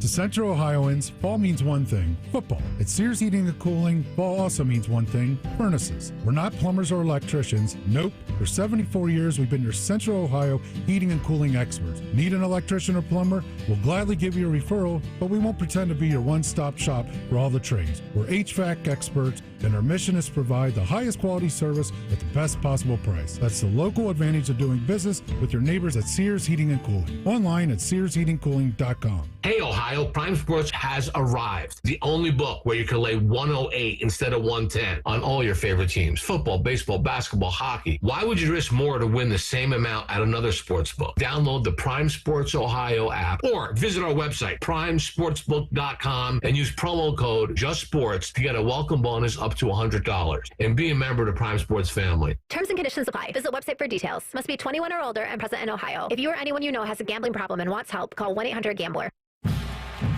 Now you can ship the delicious flavors of Schmidt sausages to any tailgate around the country. Send a taste of Columbus tradition to your favorite fan base, wherever they may be. Just place your order, and Schmidt's will package up their famous sausages and sides ready for the grill on game day. Go to schmidthaus.com/shop and use coupon code TAILGATE and receive 15% off your purchased order. Why tailgate when you can Schmidtgate? Gambling too much? I'm Abdullah Mahmood, problem gambling counselor at Mary Haven, where we offer in-person, virtual, and group options. We're here for you no matter what, and that's a bet you can actually count on this football season. Go to maryhaven.com today.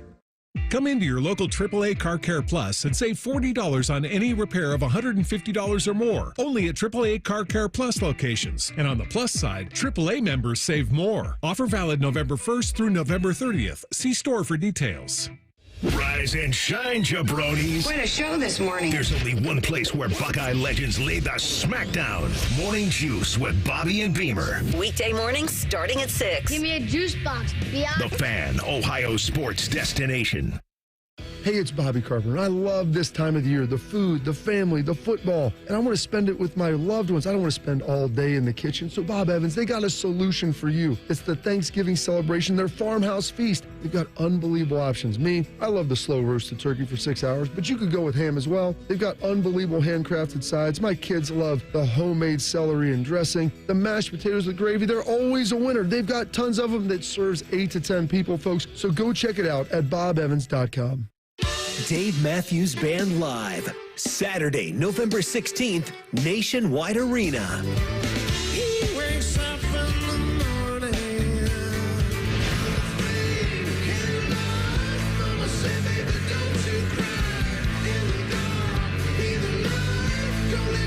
Dave Matthews Band. On sale now at livenation.com. Don't miss Dave Matthews Band Live. Ohio has over 920,000 diabetics. If you are a diabetic, take a step in the right direction by having your feet checked routinely by a podiatric physician, the most qualified doctors to care for your feet. Adding a podiatrist to your healthcare team can help you better manage the effects of diabetes on your feet. Ohio Foot and Ankle Medical Association podiatric physicians are located throughout the state. For more information or to find a member of the Ohio Foot and Ankle Medical Association near you, visit ohiofoot.org. If a friend asks how you're doing, and you say, I'm okay. When the truth is, I don't want my problems to burden anyone. Or you say, hang it in there. Because if I ask for help, they'll just think I'm weak. Then this is your sign to call, text, or chat 988 for free, confidential support. Anytime. You don't have to hide how you feel. Fan weather. From the Logan AC and Heat Services Weather Center. Time now to get a look at that weather report. Beautiful out there this afternoon. Chilly with that brisk north wind. We're going to be looking at temperatures struggling to make it into the 50s. Cold tonight. Sweaters and jackets needed as we get down to around freezing. Sunshine on your Wednesday. A little bit warmer with highs in the upper 50s. I'm meteorologist Dylan Robichaud with your 10 weather impact forecast on 97.1 The Fan. Bet365 is the exclusive online sportsbook of Rothman and Ice. Whatever the sport, whatever the moment, it's never ordinary at Bet365. is Rothman and Ice. Sponsored by Pella Columbus, the #1 rated windows and doors in Columbus. All right, we'll have Tyvis coming up 1:33. Get his take on the Brownies coming out of the bye week, the Buckeyes, and a lot more. So what's getting the big play around here this week, a couple different things. One is certainly another noon start, which they'll get this week, and then the big one against Indiana is a noon start. And a lot of people are losing their collective minds over it. And while I understand the feeling of that there's not a lot of excitement for a noon game, that whose problem is that? I mean, why that should be the fans? It should be on the fans. And I get it. I like, you getting all jazzed up. You got half the day to get ready. There's a lot more hype. It feels like the day doesn't, you're not playing catch up on the day. And I do understand that. But I also know, having covered 30-plus Ohio State-Michigan games, that the one question that Coach was asked about it today, by the way. He was asked about the noon starts. Dave Holmes started. You and I were talking about the press conference today, and I said to you, do you think someone will ask him about the noon starts? Mm-hmm. And Dave asked him, and his response was pretty basic about like what you and I have always said, which is, tell me when the games are played. CV's got it. Let's hear it right now, actually. I got to deal with a lot of fan backlash for other things other than the times of games. So I'm going to leave that for other people to deal with. I got other things I got to deal with. So, whenever they tell us to play, we're going to play. It doesn't matter where it is. It could be in a baseball field. It could be 11 a.m., could be at night, whatever it is. We're going to put the football down and go play, and I'll worry about the team. All right. So very good answer and appropriate answer. Whether it's 100% true, I don't know, but his focus certainly is more on the team and getting his team ready when they tell him to play. The natural follow-up to it is this. There's two of them. One, do you have a preference? Mm-hmm. We know you're going to play when they tell you to play. But do you have a personal preference? What's best for your team, your preparation? Do you have a preference on when you'd like to play? Or is it more week to week based on the opponent and the advantage you might need at home? Because Ryan Day, we're going to need that. Every coach does it. We're going to need that crowd this week. Mm-hmm. Hopefully they get there, start, in their seats early. Let's get them in. Coaches do that. The other one is, and here's the other follow-up I would have, and this is my belief, is that he absolutely wants the game before Michigan to be at noon. A, he wants it at home, and B, he wants it at noon. That's number one. I've never talked to him about it. I've never asked him, but that would have been a natural follow-up today, even though he does have a game this week that's not Indiana. A follow-up question today would have been the week before Michigan, 100%, would you always want that game at noon, no matter where you're playing it, here or away, especially away? That's even because they just have to turn the page. Mm-hmm. We all do it. I told you guys yesterday, the least game we will talk about, and maybe not this year because Indiana's a viable opponent, but it's mostly you're in pregame. You're on to the Michigan. game. Pregame starts at 3:30 whatever on that Saturday before Michigan. So he was asked about it. Yeah, and I think, talking to Dane and DeVere and doing the pregame show with them, we talked about it a few times, and I've asked them from the player's perspective, what kickoff time would you prefer? And they don't pick the noon game or the night game. It's 3:30. They feel like that's a sweet spot to get ramped up as a player. From the fans' perspective, because you mentioned some of the reaction that's been out there and seems like some of the pushback from Buckeye fans, everybody's got different agendas when it comes to this. Our agendas are completely different. Like, I'm up super duper early doing the show at 6:30. Buckeye fans, I'm sure, would like to let it marinate a little bit. Let us get out there and get to, the parking lot and tailgate it and, pop some bottles and crack a few cans open and get the grills going and all of that and all of those things. And there's been discussions we've had as well about the environment and how, maybe some former players or people that have been to games have said the environment hasn't been as good over at Ohio State as it should be, maybe compared to some of the other, venues around college football that hold 80, 90, 100,000 people. And so I kind of fall into the lane of as well, like, I don't think you should need a night game as a fan to create a hostile environment. I don't. I understand the wanting to party and do all those things all day.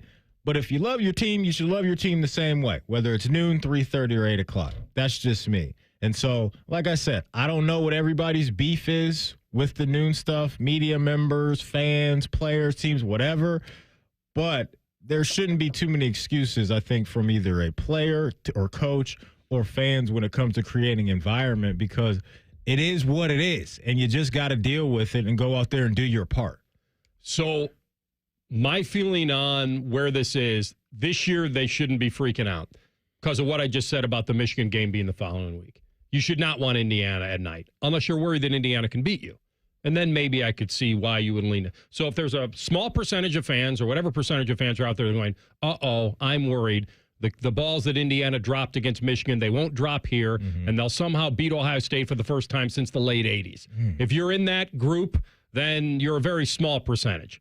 The other part is, and I think this is the perception of it, and this is where I think the ego comes into play, which is right, which is Ohio State is too big to not be playing in prime time, that they're just too big, that the brand's too strong, and that shouldn't be wasted at noon and 9 a.m. West Coast, now that we have Big Ten members out on the West Coast, and that's the deal. And I think that's where it comes to. I think it's more of this is a primetime program that should be featured in primetime a lot more than it is. I get that, but you got to have beef with Fox.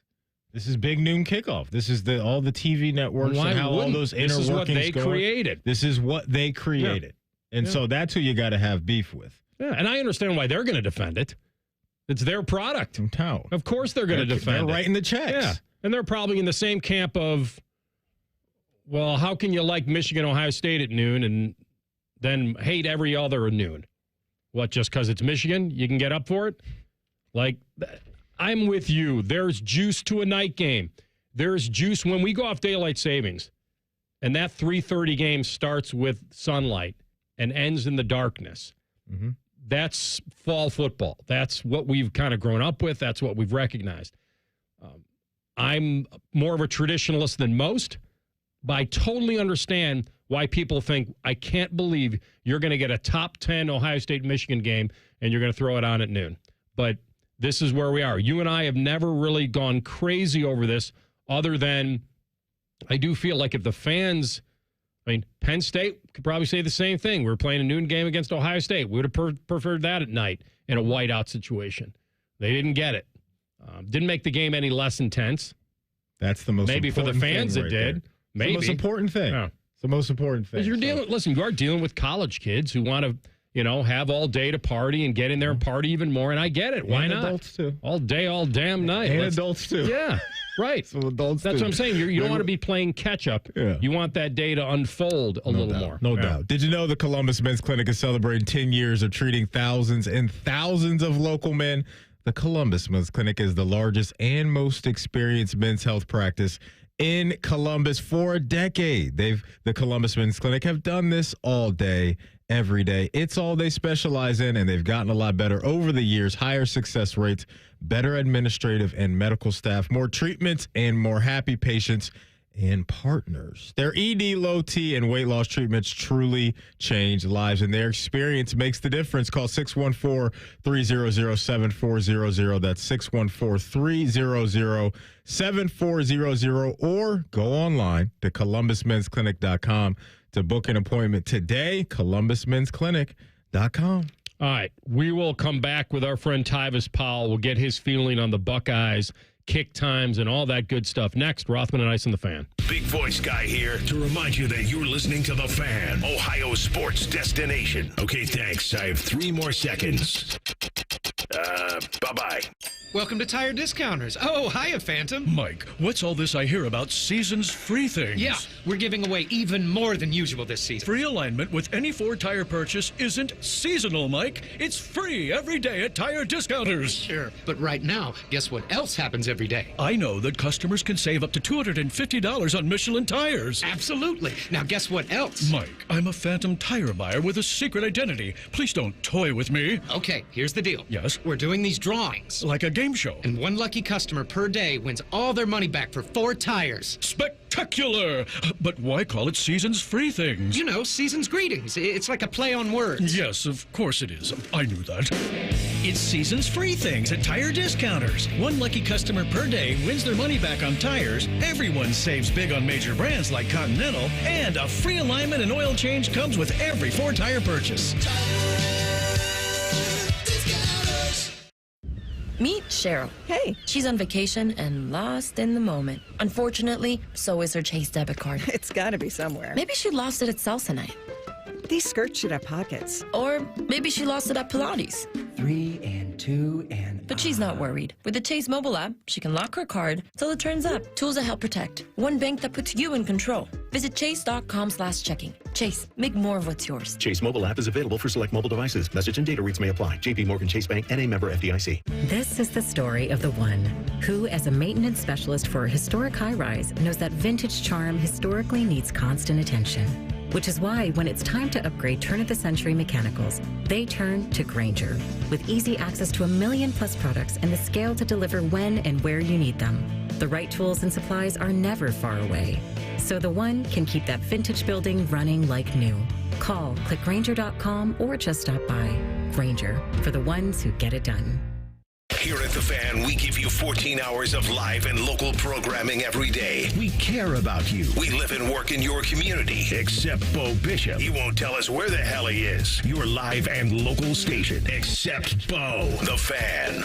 Common Man here for Care Heating and Cooling. Weather is unpredictable, but the inside of your home should be comfortable just the way you like it. And the best way to avoid those unnecessary surprises is with a care plan. See, with a care plan, you get priority service, system maintenance in case of an emergency. Just another way to give you and your family peace of mind. And maintaining your systems properly can help save you money. A properly maintained furnace and air conditioner run more efficiently, reducing your utility usage. Regular maintenance also prevents breakdowns and extends the life of your equipment. I'm on the care plan, and I'm quite the expert. I'll stop by and give your system a once-over. I will. Don't tempt me. I end every commercial the same way, telling you to hire Care when you need a company you can trust. It's not just the slogan. That's the Care creed. How about this? Lennox. They have thousands of dealers nationwide. HVAC royalty. Last year, Lennox gave Care their coveted Partner of the Year award because they're trusted by their customers and their partners. Care Heating and Cooling. Call 1-800-COOLING or book an appointment online at careheatingandcooling.com when you need a company you can trust.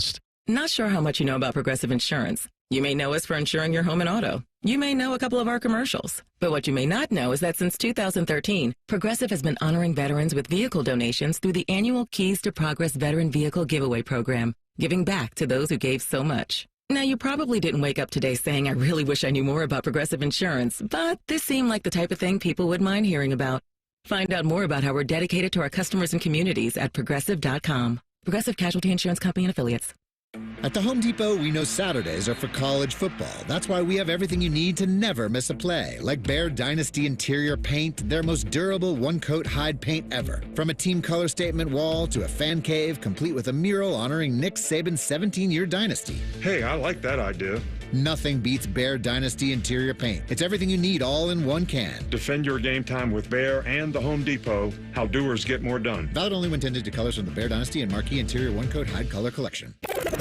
Rothman and Ice is sponsored by your local Pella Window and Door showroom on Gemini Parkway. The Fan, Ohio sports destination.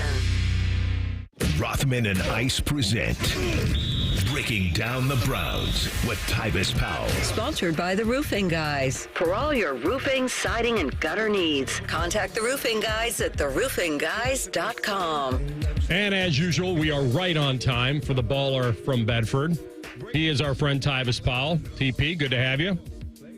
I wouldn't call it as usual, but I appreciate it. You played many years. You've played at an elite level. I'm sure you know the difference between pain and injury. And if you didn't know, I'm sure you were taught to know. I think this is a case of maybe a guy that just didn't articulate it the right way because he has had injuries, and he was probably justified. There's a difference between a liability and an asset. When left tackle Jedrick Wills revealed that he decided to not play the Ravens because of his right knee injury, and then he was benched the following week for DeJuan Jones, What did you make of when he said that he was shocked because he basically said he made a business decision not to play after the Bengals game going into the Ravens game because he was injured? He used those two phrases together. I was injured and it was a business decision. Did he just mess up in the way he said it, or was he telling the truth? How did you take it? First of all, I realize that we need our youth needs more training in media. You know, they need to learn when to say what to say, what not to say, you know? And I think in his case, I understand what he was trying to say. He should have never used the word business decision because it's just a negative connotation that comes with it. Anytime somebody hears business decision, there's nothing good that comes from behind saying those words, especially when you're competing. However, I understand what he was saying. He was saying that his leg was messed up. He was not 100%. He said he was at best 70%. And he said he didn't want to jeopardize the team. Okay, that's fair. That's what you want. You understand, hey, I'm not going to be able to do I'm not going to be able to play my position to my full max, and I would be hurting my teammates if I go out there. It takes a grown man to realize that. So I respect him for having that, you know, that mindset that he doesn't want to hurt his teammates. He just messed up by saying business decision. And then on top of all of those things, the Browns are looking to move off of him anyways. Everybody knows that. He knows that. The Browns knows that. So any opportunity they got to look at somebody else at left tackle, they was going to take it. And DeJuan did a fairly decent job at it. So they like, he's going to be here next year. Jed is not. So let's go ahead and plan for our future, which at this point, given their record, it's the smart thing to do. So you got the Brownies tee coming off their bye, going down to New Orleans. I want to kind of zoom out from some X and O stuff and get your experience as a player in the league when it comes to the league handling concussions and the advice that they give players. The reason why I'm bringing this up is because on both sides, Denzel Ward's had plenty of documented concussions, and now Chris Olave is dealing with that, and he's going to be away from the team, it seems like, for a while. How does this work when you're at this unfortunate level of 4 or 5 concussions in your career? Does the working on the same page of the medical staff, the coaching staff, your agent, everything? Like, what are these guys going through right now and some of the advice you think they're getting? Well, obviously they go see doctors, you know, the brain surgeons and things like that to understand why it's happening. Then, you know, the equipment people are getting with them saying, listen, you know, this is the best helmet that's supposed to help protect that. This is the route that you should take that limits, that will reduce your chances of having concussions. And then you have to ask yourself as a player and as a coach, you know, what necessarily is how we need to watch the tape, see what he's doing to get these concussions, and try to coach him or train him out of doing that. You know, is it lowering your head on contact? Let's get you to put that head to the side and just use all shoulder. We got to get you confident there. You know, those are the conversations that you're having with the coaches. So it's a team thing on trying to keep these guys healthy, because people do take player safety to full effect. That is like the number one thing. I know a lot of people don't believe that, but they do that a lot. The equipment people going to get with you, the coaches going to get with you, and you're going to meet with brain doctors and things like that to figure out what's the best way to keep you moving forward, because ultimately they want you to have fun, but they don't want you to jeopardize your future. So obviously guys will be faced with those decisions, but it's just trying to get answers and trying to figure out how to move smartly, you know, for moving ahead.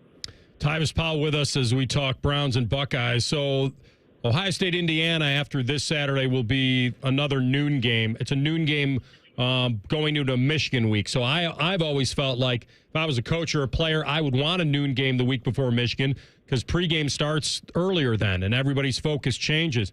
Fans are upset that a big clash against Indiana will be a noon game. This is what I would say. If I was coaching the team and we were going to be at noon, I would want to just play at noon all the way out, because then all my players' body clocks are now conditioned.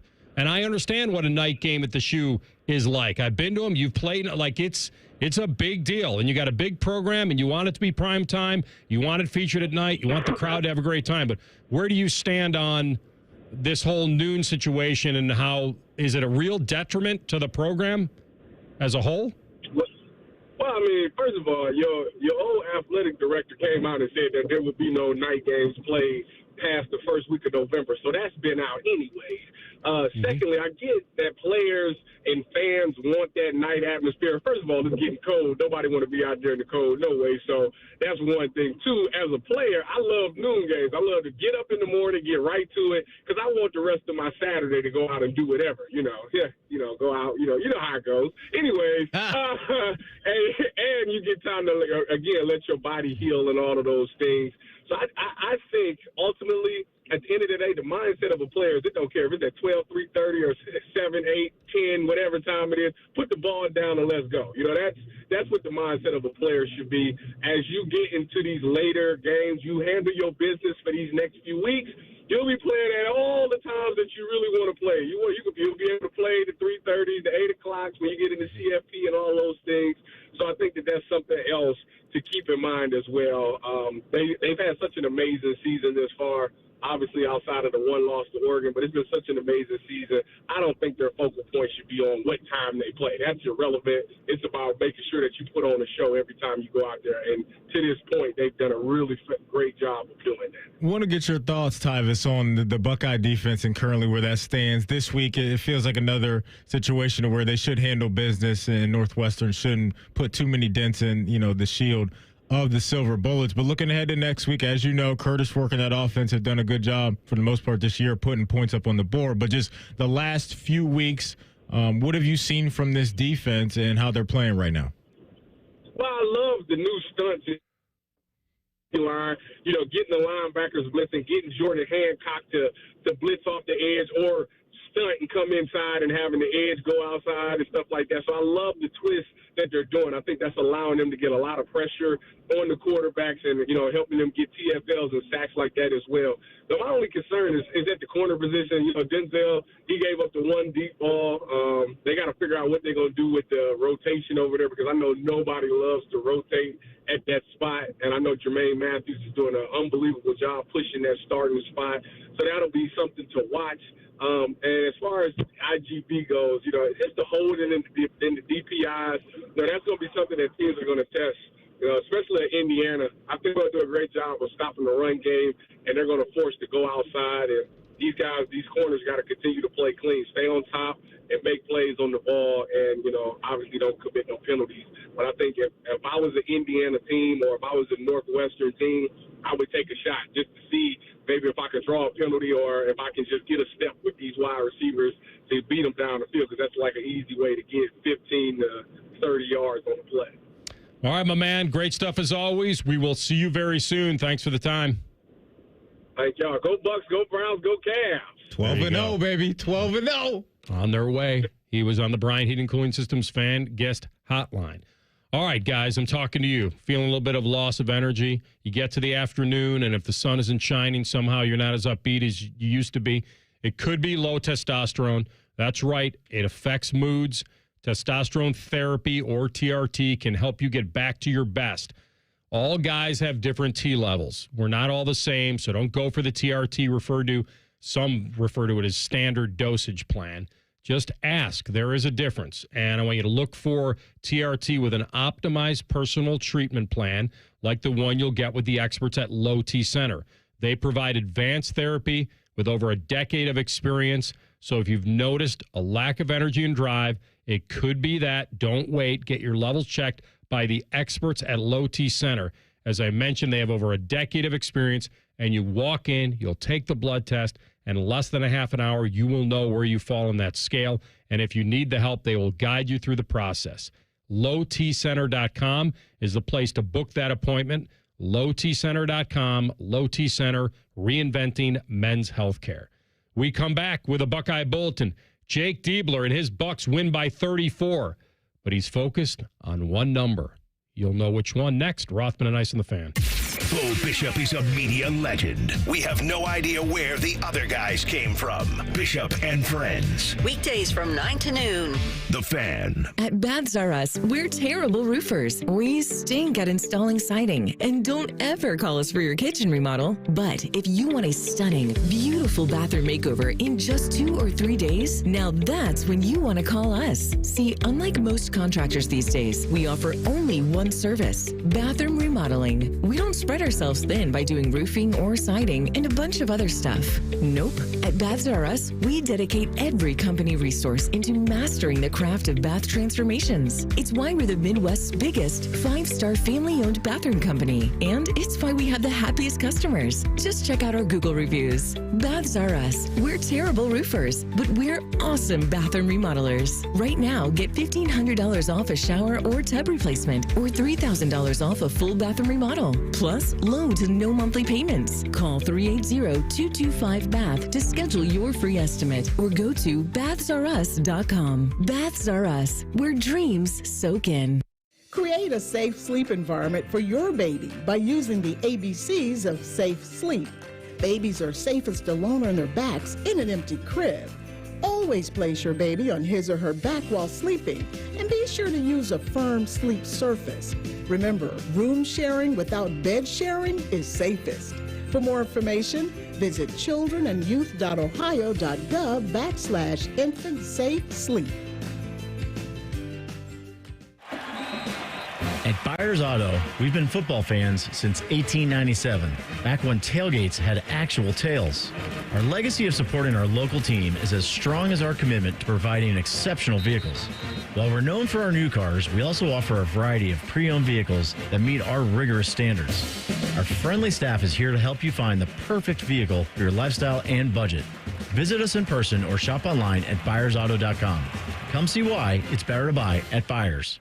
The Buckeye Show. Scarf down the disgusting refrigerated chili dogs. Long story short, I'm missing the Cardale Jones celebrity softball game the next day. The Buckeye Show. Presented by Coors Light and sponsored by Care Source. Weeknights at 6 on The Fan. Hey, what's up? It's Bone. Guys, listen up. How many of you out there have been diagnosed with sleep apnea? Maybe your partner can't tolerate your snoring every night, and you can't stand your CPAP machine. The good news is there are alternatives to the CPAP machine, and Dr. Mark Levy is here to change your sleep and your life. Trust me, your significant other will thank you later. Dr. Mark Levy can customize an oral appliance that opens your airways, helps you breathe better, and stops your snoring. It's quick and comfortable and an alternative to those bulky, loud CPAP machines you always hear about. For over 15 years, Dr. Mark Levy has led the way when it comes to treating snoring and sleep apnea, and now he's expanding his practice to better serve his patients with a brand new location in Marysville. Yeah, Marysville. If you're snoring and waking up all of Marysville or wherever you live and not sleeping, call Dr. Mark Levy's office today. And as the end of the year approaches, a lot of people have exceeded medical deductibles, which means less out of pocket for you. Don't delay. Schedule your appointment today with Dr. Mark Levy at 1-800-MORE-SLEEP. You can also check him out online, sleepbettercolumbus.com,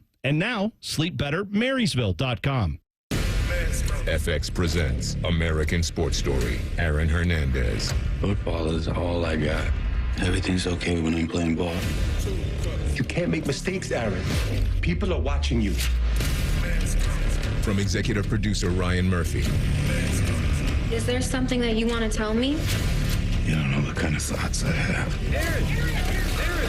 FX's American Sports Story. Aaron Hernandez. All new Tuesdays on FX. Stream on Hulu. Some people just know they could save hundreds on car insurance by checking Allstate first. Like, to check the kickoff time first before showing up at the stadium. What? The slot's full already? Final score of today's game. You said kickoff was at 3. It was last week. That's not how it works, Bob. Yeah, checking first is smart. So check Allstate first for a quote that could save you hundreds. You're in good hands with Allstate. Savings vary. Subject to terms, conditions, and availability. Allstate Fire and Casualty Insurance Company and Affiliates, Northbrook, Illinois. Saturday is game day on The Fan. Sponsored by Riker Chevy. Every game, every season, your home of the Buckeyes. The Fan. Rothman and Ice present Buckeye Bulletin. Sponsored by Logan AC and Heat Services. Don't go through another furnace breakdown. For fast, friendly service, call the experts at Logan Services now for a free estimate and next day furnace installation. All right, little Buckeye Bulletin time. So the important part of coming back after that Texas win in Vegas was that Jake Diebler had his team focused against Youngstown State. They were like a 19-point favorite last night, I think, maybe more. They blasted them by 34. And what I liked about the game was I think they didn't allow a field goal in the finals. Was it 6.5 minutes of the first half? And it was quite clamp down time. And again, the shooting was good, and they were hitting their free throws in the first half. They were really getting after the boards, and I know that the opponent was overwhelmed by Ohio State. But we do want to go to one number. And this is why a coach is a coach. Because you can win a game by 34, and he was talking about those turnovers. CB, play it. We're turning it over too much, but I don't want us to play safe. But we need to value the possessions a little bit more. That's what we kind of talk about. That's the language we use, because I want us to be aggressive, play with confidence. But we got to, like 15 turnovers is too many. And I thought tonight, our guards collectively just turned it over too much. So we got to keep working on that. Again, what we're trying to do offensively with our pace is different than what guys are used to. And it's going to take some time to grow through that. But on the flip side, I think defensively, we were really, really connected, and that protected us a little bit. You can get away with that against the fighting, Oz Cobblepots, right? The Penguins. You can get away with that against those type of teams. But come Friday against A&M, where competition ramps up, that could be the difference between a win and a loss. But it's also not surprising to see that early on in the basketball season, where you do have guys still getting to know each other, right? With just the additions of the bigs and Michi and some of the young guys that have been in the mix. And Parrish, turnovers early in the season never surprised me, but you're right, and Coach Diebler's absolutely right. Those are the things you have to hone in on and clean up ASAP, because those are just opportunities that you just give away to teams. And, some of those I'm sure could turn into easy transition buckets and just all of that stuff. But I was impressed yesterday. And like you said, they were supposed to look this way as far as the final scoreboard, but you had balance up and down your starting lineup there with the offensive output. And Bradshaw looked the part with what he did yesterday. And then you just have this spark plug that it looks like he'll be able to bring off the bench in Mobley Jr., who is now 7 of 8 from the 3-point line. And it's to that point now to where you're like, all right, it's going in when he throws up a 3. And so that's just going to be such a valuable weapon to have as he gets comfortable playing as a freshman. And his minutes, I'm sure, will increase over time. Just because, man, that in basketball is just a great tool to have in your toolbox. Is just an absolute sniper. And I know that's his nickname, but that's what he's showing himself to be right now as a freshman. I mean, John Mobley Jr., he's turned into a dude quickly right in front of our eyes. Grew up in Reynoldsburg, goes to Vegas, goes to Bishop Gorman, and like you say, gets nicknamed the Sniper. Was a 4-star kid. Was ranked top 50 in the class coming in. And here's Jake on Junie. What's been really impressive about him is how our team has embraced what he can do for us.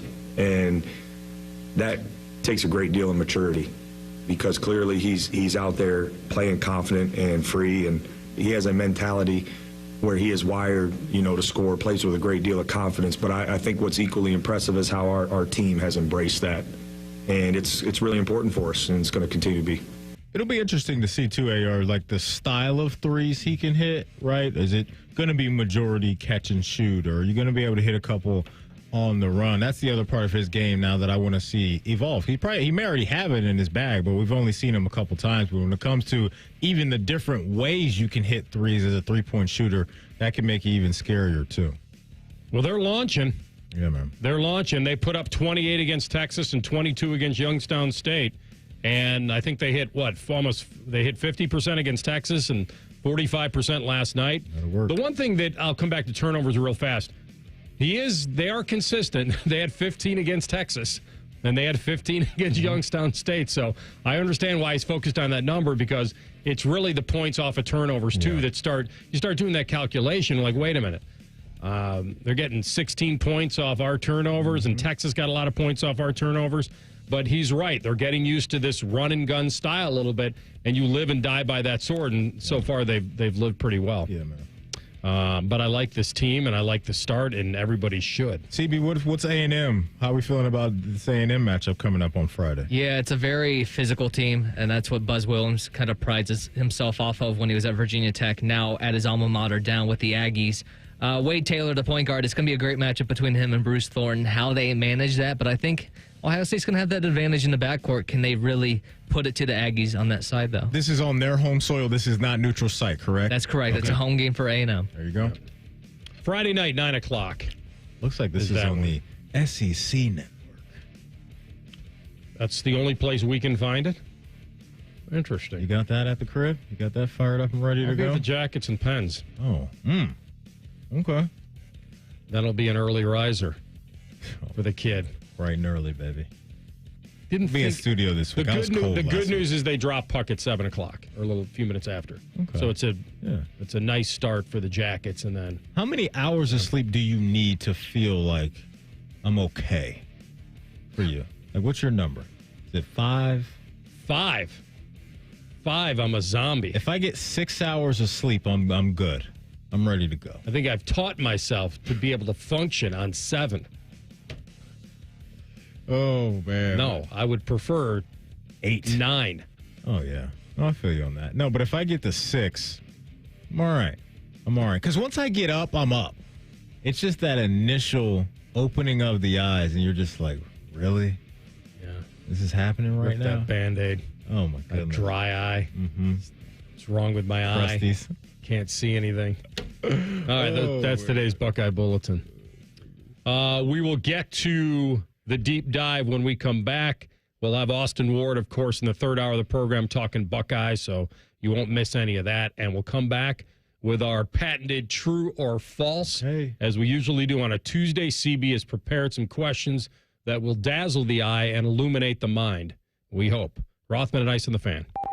The sound of Paul Keels calling a Buckeye game is erotic. Oh, yes. Your home of the Buckeyes, the Fan, Ohio sports destination. Hey, football fans, are you ready to score big this NFL season? Anthony Rothman here to tell you that Bud Light and 97.1 The Fan have teamed up for the ultimate football face-off. Join us each week for football face-off events and your chance to win a trip to Vegas, where you'll compete for the grand prize, a trip for 2 to New Orleans for the Super Bowl. Drink Bud Light, enjoy the games, and take your shot at football glory. This week, join me on Friday night at Brothers Bar and Grill in the Arena District. I'll be there 5 to 7 p.m. getting ready for the Jackets, and I'll give you a shot at going to the Super Bowl. Come try Skyline Chili's new mac and cheese 3-way, made with creamy cavatappi pasta in a 3-cheese blend, topped with Skyline chili and their shredded Wisconsin cheddar. The new mac and cheese 3-way at participating Skyline locations for a limited time. APCO, windows, siding, and decks. Business First says we're the largest remodeler in town. Our philosophy is simple. We don't rely on sales gimmicks to get our customers. We rely on our reputation. Absolutely, absolutely. You can trust APCO. APCO.com.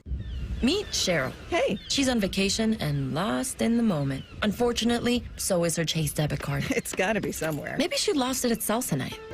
These skirts should have pockets. Or maybe she lost it at Pilates. 3 and 2 and... But she's not worried. With the Chase mobile app, she can lock her card till it turns up. Tools that help protect. One bank that puts you in control. Visit chase.com/checking. Chase, make more of what's yours. Chase mobile app is available for select mobile devices. Message and data rates may apply. JP Morgan Chase Bank, N.A. member FDIC. This is the story of the one who, as a maintenance specialist for a historic high-rise, knows that vintage charm historically needs constant attention. Which is why when it's time to upgrade turn-of-the-century mechanicals, they turn to Grainger. With easy access to 1 million-plus products and the scale to deliver when and where you need them. The right tools and supplies are never far away. So the one can keep that vintage building running like new. Call, click Grainger.com, or just stop by. Grainger, for the ones who get it done. This is the story of the one who, as a maintenance specialist for a historic high-rise, knows that vintage charm historically needs constant attention. Which is why when it's time to upgrade turn-of-the-century mechanicals, they turn to Grainger. With easy access to 1 million-plus products and the scale to deliver when and where you need them. The right tools and supplies are never far away. So the one can keep that vintage building running like new.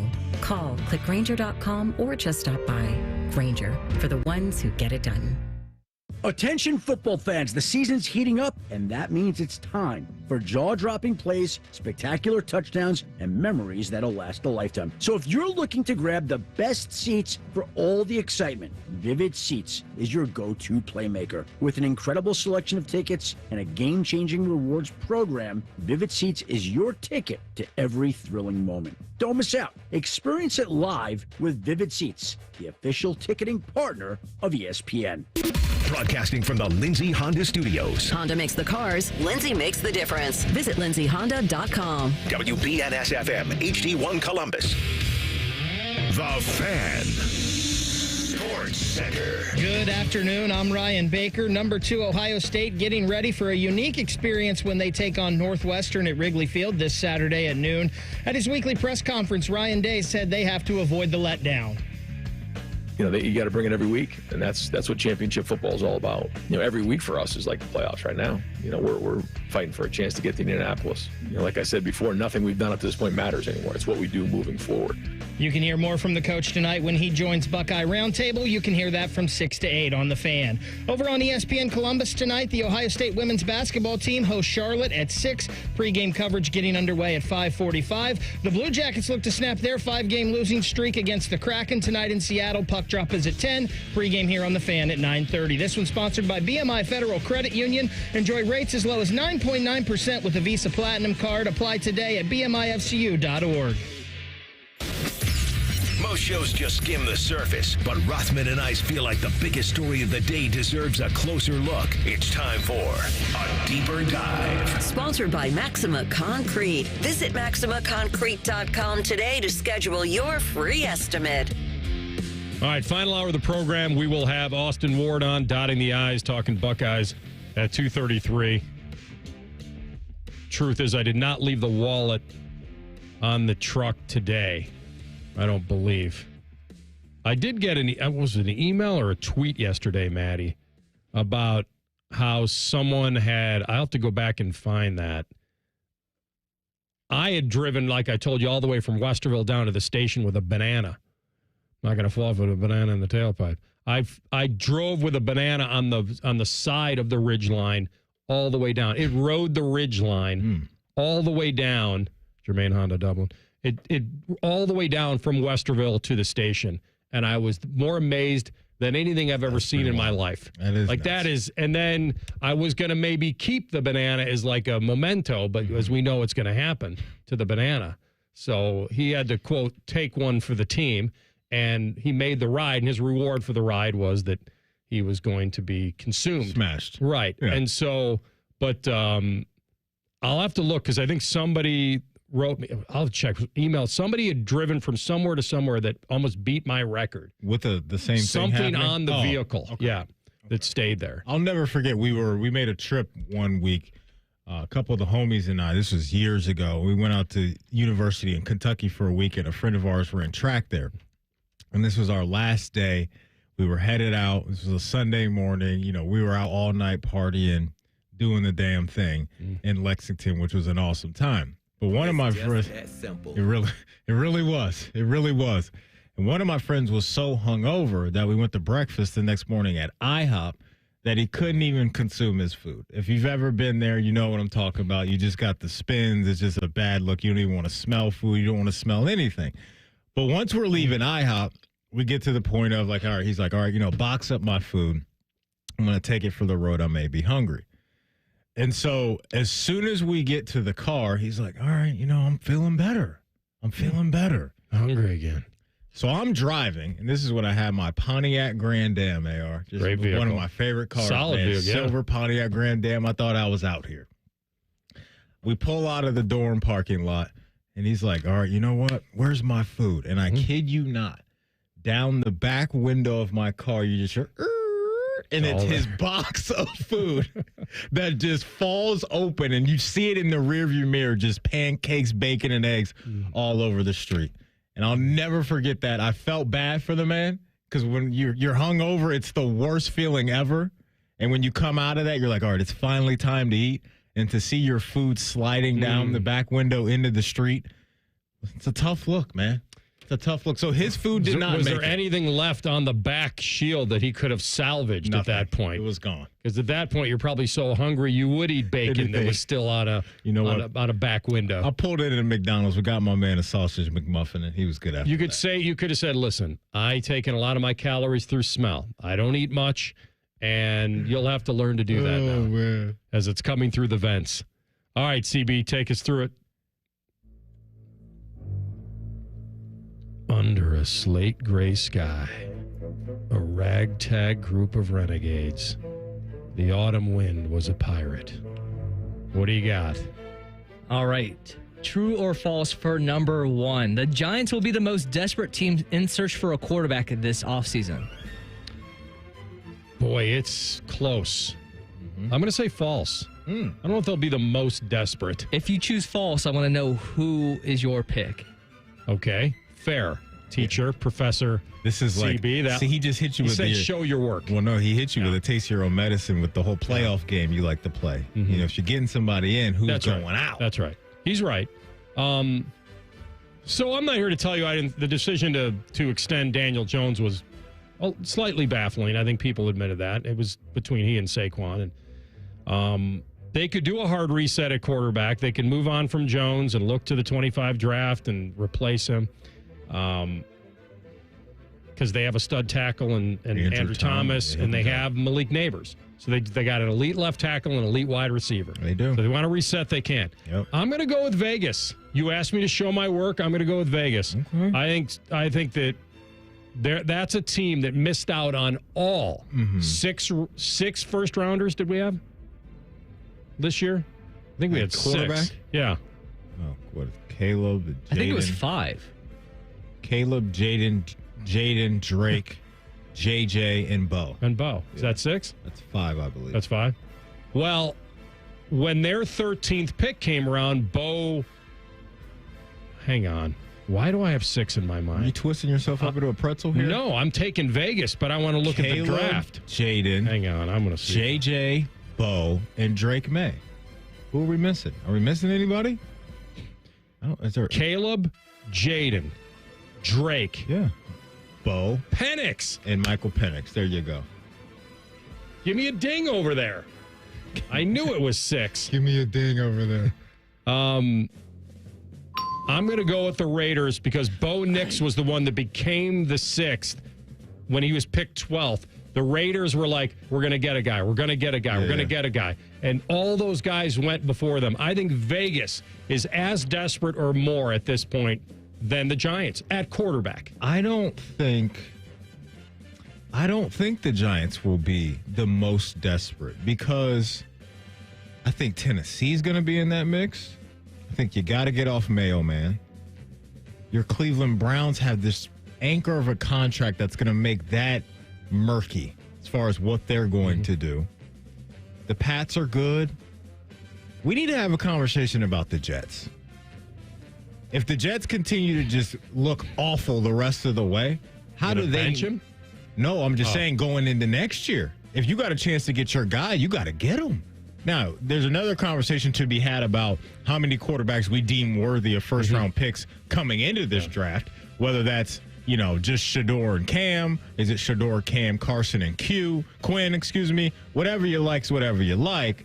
But I don't think, CB, the Giants will be the most desperate because I think there's going to be a few teams that are on that same dance floor. So I'm going false. Double false. All right, number 2. It sounds like the NFL looks to expand their international games more and more each year. It sounds like maybe Australia is next in that long list. Would you be interested in traveling to Australia if you got to see your favorite NFL team play? No, I'm off that. I'm good. I'm good, CB. Because you're not interested in the spiders that are as big as you? Yeah, I'm good, man. Like, wait, is that really a thing? No, not as big as me. I get that, but I think that's the whole joke is that they have like spiders and insects and all kinds of different creatures that are just bigger than what we see here. Yeah, that's an absolute problem for me. They call that the Hoosier Daddy long legs. Yeah, I don't need that in my life, CB. And also, when I think of Australia, like, food doesn't come to mind. And usually, if I'm going to travel somewhere, I like to think that I can eat good. And maybe I'm mistaken because there has to be good food there somewhere. But there's certain countries where I identify, I'm like, you know what? They got good food over there. You've never been to the Outback? Outback Steak. No, listen, Outback Steakhouse now, I will say this.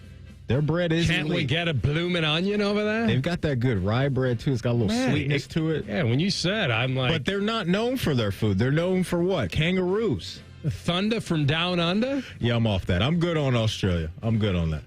First of all, yes, I would be. Second of all, it ain't cheap. You got it. I'm just saying, the flight's probably a minimum of a G. And if it's any less than that, then I got to question what airline's flying me over there. And then also, here's the other thing, and I don't know whether you like this or not because you're not big on car rides, but how would you like a 20 to 24-hour plane ride? At least can I lay down? Do I get a little pod I can lay in? Because then I could fire up, that's very nice if you can get that. I could fire up Thrones. The and other all thing that stuff. I'll CB be all right. didn't throw at me is, I'm sure as hell not doing this in 4 or 5 days. I'm going to need 2 weeks That's too much to get time. the body clock, or minimum of 10 days. 10 days, I fly over, I have some fun. I get throw in a tea time at Royal Melbourne. They've played a couple. What's that going to cost you? That's about another 2 Gs. That's what I'm asking. Played a couple President's Cups there and such. So, I'm just saying, when he throws out this casual, would you want to go follow your favorite team to Australia, and everything that comes along with it? It's the gift that keeps on giving or taking. Like, you just got to be ready. The beautiful part of these questions is you don't have to think rationally. That's true. You really do. All right, so if you get me a tea time at Royal Melbourne, the Vikes are going to Australia, I've never been there, and you get me a bed on the plane or something that reclines, I think I would do it. See, here's I'm where going. I'm at. When I travel, like my social battery usually runs out at about 3 days, and then I'm ready to come home, no matter where I'm at. I feel like I saw that. Like usually when I get to that 3-day mark, I'm like, yeah, I'm ready to get back to the crib. Or at least back to the room. Yeah, I need a nap, something. But You were pretty quiet on that flight back from Vegas. I was so out that like makes I was sense. like I'm ready to get home. Like that's where I'm at. So Ready when to you shut said her down. 2 weeks for me, I'm like 10 days. Ooh, Yeah, but 10 you days can't go there like you'd go anywhere. No, I know, but Yeah. I'm just saying, like I'd be It's going to missing take you my 3 days bed. to get your body right just by going there. Speak for yourself, player. All right. All right, number 3. Yeah. Carson Beck will be the quarterback in the first round that a team will come up to reach for. Can he stay? I don't think he can. Is he done? I don't believe so. Okay. I don't think he can. That's a good question, though, because that COVID year did throw everything Yeah, out I'm of saying, whack. maybe what I'm thinking right now is if this thing goes south on him, he should probably go back if he can. Stay and get that NIL money? Well, I mean, he's not. I'm going to say false on the guy that they reach for. I just don't think. Now, we still have this season to play out. Like, he could have a great little comeback story. He could. It's rough right It's now. rough. I'm not saying, but it's very difficult to answer this question right now, not having seen it. If you're making me answer right now, I'll say no. He's not the reach for quarterback. I would say the reach for quarterback would be Jackson Dart or one of those, or he'd probably be reached more than Drew Aller would be. Oh, that's a good proposal right now. Yeah. Would you rather draft Drew Aller or Carson Beck? And you had to do it today. Not wait. Recency bias would lean me towards Aller, but I don't know if that's where I should be. Probably shouldn't be. Because we can coach Beck into some better decisions. Get him Can a we? better. Hopefully. Can we? I'm going to say false on that he's the reach for guy. My mind went to Jalen Milroe. Will that even be a reach? It's a fair question. He is a junior, and Carson Beck's a senior. Now, I don't know what the eligibility looks like, but he's just labeled as a senior. But my mind He is... started in 2020, so he's done. He gone. Okay. I don't think he'll be the reach for quarterback. Okay. I don't. You bringing up Drew Aller, I think, is really interesting there because the traits with him, I think, can be very appealing if your offense is suited for that type of quarterback. He's got some athleticism to him, but he's got that, kind of Big Ben frame, 6'4", 6'5", big arm, all that type Probably of stuff. going to be the tallest quarterback in this draft. And I think he's going to be one of those guys, that's going to look really good at a pro day and really good at the combine. And the arm is just going to be so Let me ask you this. Could the reach guy be Miller Moss? He got benched. He's done. He's done? He gone. He could transfer. I know Michigan has been the big talk on maybe looking at him if he hits the portal. Okay. I thought Michigan was throwing $5 million at, what's his name? I think you got to just take your shots, man, when you're that desperate. Yeah, man. I get it. And they saw Miller Moss up close and personal in the big house this year, so I understand that. But yeah, I'm going false for Carson Beck. You got any more, CB? These are kind of fun. Yeah, let's get one more in real quick. The Texans are out, or true or false, the Texans are outside of the NFL's top 10 teams based on ESPN's power rankings. So they are, I believe, at number 11 or 12 right now. You know how, AR, you kept saying throughout the year, and I think you're right, that if you're one of these college football programs, like the team you don't want to see coming up through the 11 or 12 holes, like in Ohio State or Georgia. Bama, yeah. It's kind of how I'm feeling about Houston. Because I think when you drop Nico Collins back into this mix, people are going to be like, oh, yeah, they are really good. So I think it's fair to have them outside of the top 10 now, but I still am a believer that they get into the postseason, they can do damage if they're healthy. Yeah, I would not stamp C.J. Stroud's sophomore slump just yet. I know he's in one, but I think he can hit his way out of this one. I think people are ready to say sophomore slump, end of story. I'm with you. That's false. No, those were fun. We come back, we'll do some pre-snap reads, and the Bears make a change. Will it do any good? Rothman and Ice on the Fan. If you don't like listening to the Morning Juice, Bobby Carpenter's man nipples will punch you in the face. For real. You want to fight, do you? Weekdays from 6 to 9. The Fan. If you're struggling with ED or your performance is down and your belly fat is growing, listen up.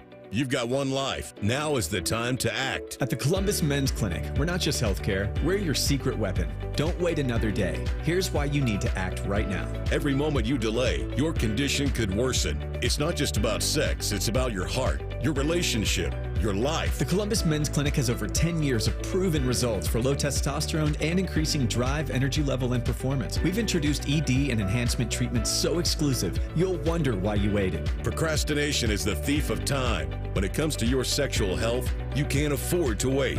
Join the League of Gentlemen who've walked out of our doors with a swagger. Call the Columbus Men's Clinic at 614-300-7400 or visit columbusmensclinic.com. Book your $99 male performance consultation now, including blood work. Call 614-300-7400 or visit columbusmensclinic.com. The Columbus Men's Clinic, making it happen. Does your vehicle need maintenance, but you don't have time? Krieger Ford's got you covered. Enjoy our convenient pickup and delivery service, or we come to you with our mobile service van. It's fast, easy, and hassle-free. Schedule your appointment today only at KriegerFord.com. Create a safe sleep environment for your baby by using the ABCs of safe sleep. Babies are safest alone on their backs in an empty crib. Always place your baby on his or her back while sleeping, and be sure to use a firm sleep surface. Remember, room sharing without bed sharing is safest. For more information, visit childrenandyouth.ohio.gov/infant safe sleep.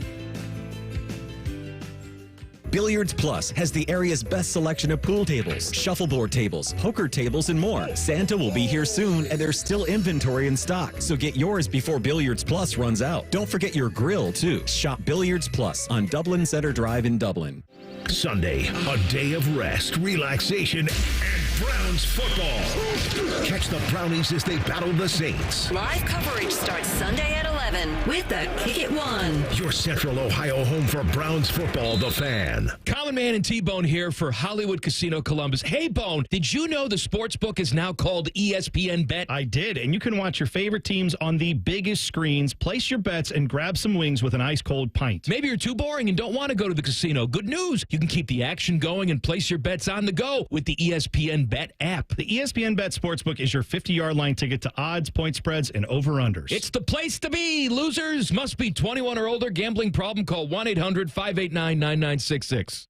I don't know what I want to do. I'm just not sure that college is right for me. Have you considered a career in dental assisting? I love my job as a dental assistant. I have flexible work hours, the money is good, and I get to work in a professional, people-oriented dental office. What I really love about my job is knowing that I give people a healthy smile. For more information about becoming a dental assistant, contact your high school guidance counselor. Or if you are no longer in school, talk to a dentist in your community or visit ODA.org. This message is brought to you by the members of the Ohio Dental Association.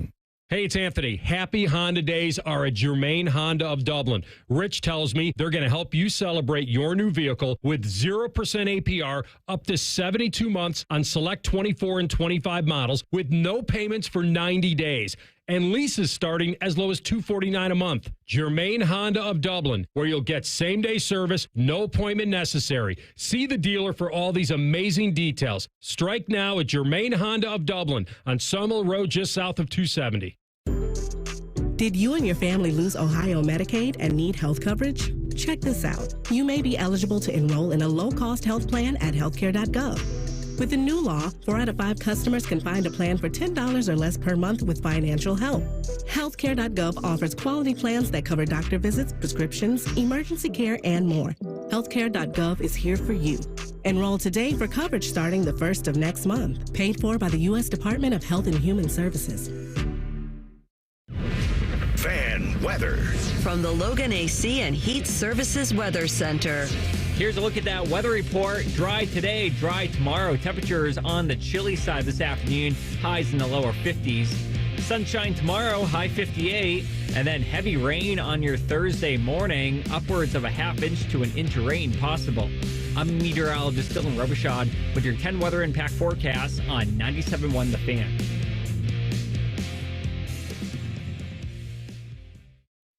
Bet365 is the exclusive online sportsbook of Rothman and Ice. Whatever the sport, whatever the moment, it's never ordinary at Bet365.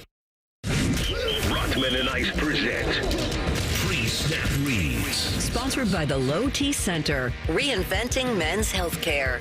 All right, a little Bet365 time, Maddie. Yes, sir. Because at Bet365, we don't do ordinary. See for yourself, folks, when you sign up today and get $200 in bonus bets when you bet just $5. All right. I know that hockey's a sucker bet because people bet hockey like they bet baseball. They think the goalies are like pitchers. They can be at some point, but not being able to predict power plays and the way that puck bounces is a fruitless exercise. That's why for entertainment value only, I do feel like we're going to get some shots on goal from Fantilli tonight. Like they moved him, and I felt like we were going to get a better game from him in the last game. His over-under is 2.5. Okay. And it's the underdog to go over. I realize I'm betting the underdog here. But I'm going to bet the over on 2.5 shots on goal from Adam Fantilli, which is plus 120. So I'm going to bet into the value. Okay. We'll see. I'm going to the National Basketball Association. The NBA Cup starts tonight. Going to be a fun one out in the Bay. And here's why. Klay Thompson's coming back to Golden State for the first time as a non-Warrior. They're going to hit Klay Thompson with a nice little reunion video package before the game. They're handing out, captain hats to everybody because his nickname was Captain Clay, and he'd ride his boat to the game. I mean, think about that lifestyle. Got a house right on the water. The arena's across the water. Let me just hop in my boat, go to the arena, and come home. That's the life Klay Thompson was living the last few years in Golden State. He's going to be ready to let it fly tonight. He felt wronged by the organization. He felt like they didn't hit him with the contract he deserved. They hit other guys with the money. He went to Dallas. Now he's playing with Luka and Kyrie. I'm looking at Klay Thompson's over for threes tonight at 3.5. And I love the juice on this at plus 130 because they're going to make it a point, that being Dallas, to get him the rock and get him clean looks. So give me the over for Klay Thompson, plus 130 on 3.5 threes tonight. Whatever the sport, whatever the moment, it's never ordinary at Bet365. Bet365 is the official sports betting partner of the Cleveland Guardians. Download the Bet365 app today. 21 plus only, must be present in Ohio. If you or someone you know has a gambling problem and wants help, call 1-800-GAMBLER. And may the odds be ever in your favor. All right, the Bears lower the boom on their offensive coordinator, Shane Waldron. Now, before we give you kind of some of the details, I just want to tell you the Bears have not changed an OC in the middle of a season since some guy became their first designated OC back in 1970, whoever that was. And give him a name. Perry Moss. Okay. So Waldron is a guy, he came from Seattle, correct? Yeah, you did. All right. If you have what I think you have ready, I have it. So glad that you have And I'm not trying to dunk on Waldron completely because it's been done. But I do think let's put it into context. This is a guy that started out as a coach, at Notre Dame. He was a grad assistant. He jumps to the pros. He starts doing quality control stuff. He starts working his way through different types of levels of football. And then he just gets to the pros and has kind of stayed there. But he was the offense coordinator from 2021 to 2023 with Seattle. This is coming off being the passing game coordinator with the Rams. And he goes to the Bears this year as the offensive coordinator. And the three of us were at the Super Bowl in Vegas this past year. Great time. It was a great time. And this season in New Orleans should be as fun. Maybe not as fun as Vegas, but Nolans? It can be the Vegas of the South. Lil Wayne said he's letting me stay at his house, so I don't know where you guys are You staying. mean Flavor Flav? But I'm staying at Lil Wayne's house. Okay. No, Wheezy. All Wheezy. right. And so we're in Vegas, and Jackson Smith and Jigba and Chris Olave are walking around the floor in varsity jackets. They're green and white with a big B on them. Yeah. And if you're asking what that means, it was because they were doing an endorsement for Bounty paper towels. Mm-hmm. And so what would happen is they were serving wings, and everyone was eating wings, including us. And then they'd hand you a beautiful, nice, thick Bounty paper towel instead of cleaning the nubs the wings were old-fashioned mid. way. The wings were mid. But the Bounty was bountiful. And so they sat down with a Chicago radio station, and they had just heard the Bears. Remember, weeks earlier, we're at the Super Bowl, early February, late January, Waldron was hired by the Bears as the OC under Matt Eberflus. He replaced Luke Getsy. And the Bears have scored 3 points. They haven't had a touchdown in how many quarters or whatever it's been. It's a hell of a streak. But back in February, when they just got the news they were getting Shane Waldron, Chris Olave and JSN were sitting down with the Chicago station, and JSN was asked about him. Why wouldn't he be? It's from Seattle. Bears fans are super interested about the offensive coordinator coming in, Shane Waldron. What can you tell them about who they just hired to try to get this offense where it needs to go? This is live? We're not live. We're not live. I'm playing. Good luck to y'all. I mean, he's a great person, great offensive coordinator. I was very lucky to have him my first year. Learned a lot from him. I think him and Justin will mesh well, and adding more guys around him, I think it would be great. So we'll see. Do you have any advice that you give to Justin in that situation, considering that you know the coach that's coming in? Oh yeah, I mean he's gonna love Justin. So really just Justin, be yourself and go make plays for real. That's it. Everything he said after "Is this live?" is a non-factor. The truth was in his silence at the beginning. Maddie, he led with he's a good person. It's like saying she's got a great personality. Yeah, that's tough. That's essentially what he just said. You know, that may be high on somebody's list. And it can be. But we're not hiring him to be Mr. Congenial. We're hiring him to be a football coach. Oh, man, that's a tough look for him. Did he save it or not? JSN knew. He kind of saved it, but you know the saying, like, the silence is deafening? There was a little bit of that going on with his vibe before he exactly. And he was right. He was right because the Bears this year have the third worst offense in the league when it comes to yards per game. It's the Brownies and the Pats in the basement. Sorry, CB. And then it's the Bears with the third worst output each week. So this is just the beginning, I believe, of what's going to happen in Chicago.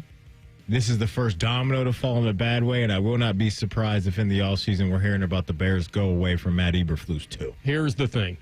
Everything you can say about Caleb Williams coming in can be true. And everything we've seen can also be true. That he is a rare talent, that he felt pressure in college. He was able to escape and extend plays in college. Now trying to put him on schedule in the NFL to play throw and catch football and to see it and believe it, that his eyes, that he can trust his eyes, that hero ball in the pros only works if you're one guy, two guys. Patrick Mahomes and Lamar Jackson. Yeah. Those are the guys that can play hero ball. And maybe even Josh Allen. And maybe I throw him in the mix too. And Josh Allen. But to your point, it's a very, very finite amount of guys that can do that. And that's one thing you and I talked about was like, really, in the offseason, like, he's not going to be able to run away from defensive linemen the same way he does in the league. And so I still think he's got promise for sure. But what they're going to do, I believe, is get rid of Eberflus, get an offensive mind in there, maybe steal Ben Johnson from within the division, and you go offensive line in front of the kids. That's what you got to do. You got to protect them. All right, those are your pre-snap reads for today. We're going to come back with our friend Austin Ward, Dotting the I's, and the podcast. and get his feel on the Buckeyes. Ryan Day was posed many questions today about his team, including kickoffs. We'll get to that next. Rothman and Ice and the Fan. We have so many local shows, I can't fit them in a 10-second promo. So let's just say we're live and local all damn day. The Fan. Men, it's the holidays, the season of all kinds of hustle and bustle. But if your energy is down, if you aren't sleeping well, if your sex drive is MIA and you just don't feel like the guy you once were, maybe it's tough to get excited for all the holiday cheer. This is Jeff for Tri-State Men's Health, and if this sounds like you may have low testosterone. And if so, this is the season for you to get treated. At Tri-State Men's Health, we're experts in treating low T. If you're like most guys, you'll feel the change in just a few weeks. And truly, the results can be life-changing. You'll have improved mental clarity, your energy will kick up, your workouts will be better, your sleep patterns will improve, and your sex drive will likely heat up as well. So call us and don't go through another season with low T. Your initial visit is only $99 and includes blood work, a medical consult, and if you start on testosterone the day of your appointment, your visit is free. Call 800-900-9654. That's 800-900-9654 or go to tristatemenshealth.com. That's tristatemenshealth.com. Hey, what's up? It's Bone. Guys, listen up. How many of you out there have been diagnosed with sleep apnea? Maybe your partner can't tolerate your snoring every night, and you can't stand your CPAP machine. The good news is there are alternatives to the CPAP machine, and Dr. Mark Levy is here to change your sleep and your life. Trust me, your significant other will thank you later. Dr. Mark Levy can customize an oral appliance that opens your airways, helps you breathe better, and stops your snoring. It's quick and comfortable and an alternative to those bulky, loud CPAP machines you always hear about. For over 15 years, Dr. Mark Levy has led the way when it comes to treating snoring and sleep apnea, and now he's expanding his practice to better serve his patients with a brand new location in Marysville. Yeah, Marysville. If you're snoring and waking up all of Marysville or wherever you live and not sleeping, call Dr. Mark Levy's office today. And as the end of the year approaches, a lot of people have exceeded medical deductibles, which means less out of pocket for you. Don't delay. Schedule your appointment today with Dr. Mark Levy at 1-800-MORE-SLEEP. You can also check him out online, sleepbettercolumbus.com, and now sleepbettermarysville.com. Join our resident gambling degenerates Dave Biddle and Scotty Vegas for On the Money, Wednesday night at 8. Presented by ESPN Bet at Hollywood Casino Columbus. All the action, none of the responsibility. The Fan. By the time you're finished listening to this Pepsi Zero Sugar, you'll be 15 seconds closer to kickoff. Stock up now. Bengals game day is so close, you can almost taste it. Bengals watching. Better with Pepsi. The time to save big is now. It's Ford Truck Month at your local Ford dealer, and the time to buy is now. Make way for great offers across an amazing lineup of Ford trucks, featuring the built Ford Tough F-150 and Super Duty. Check out the versatile Ford Maverick and the capable Ford Ranger. But you can't wait. These limited Truck Month deals won't last. Check it all out at buyfordnow.com. Then get over to your local Ford dealer today. Hurry in, as these deals won't last long. Come try Skyline Chili's new Mac and Cheese 3-Way, made with creamy cavatappi pasta in a 3-cheese blend, topped with Skyline Chili and their shredded Wisconsin cheddar.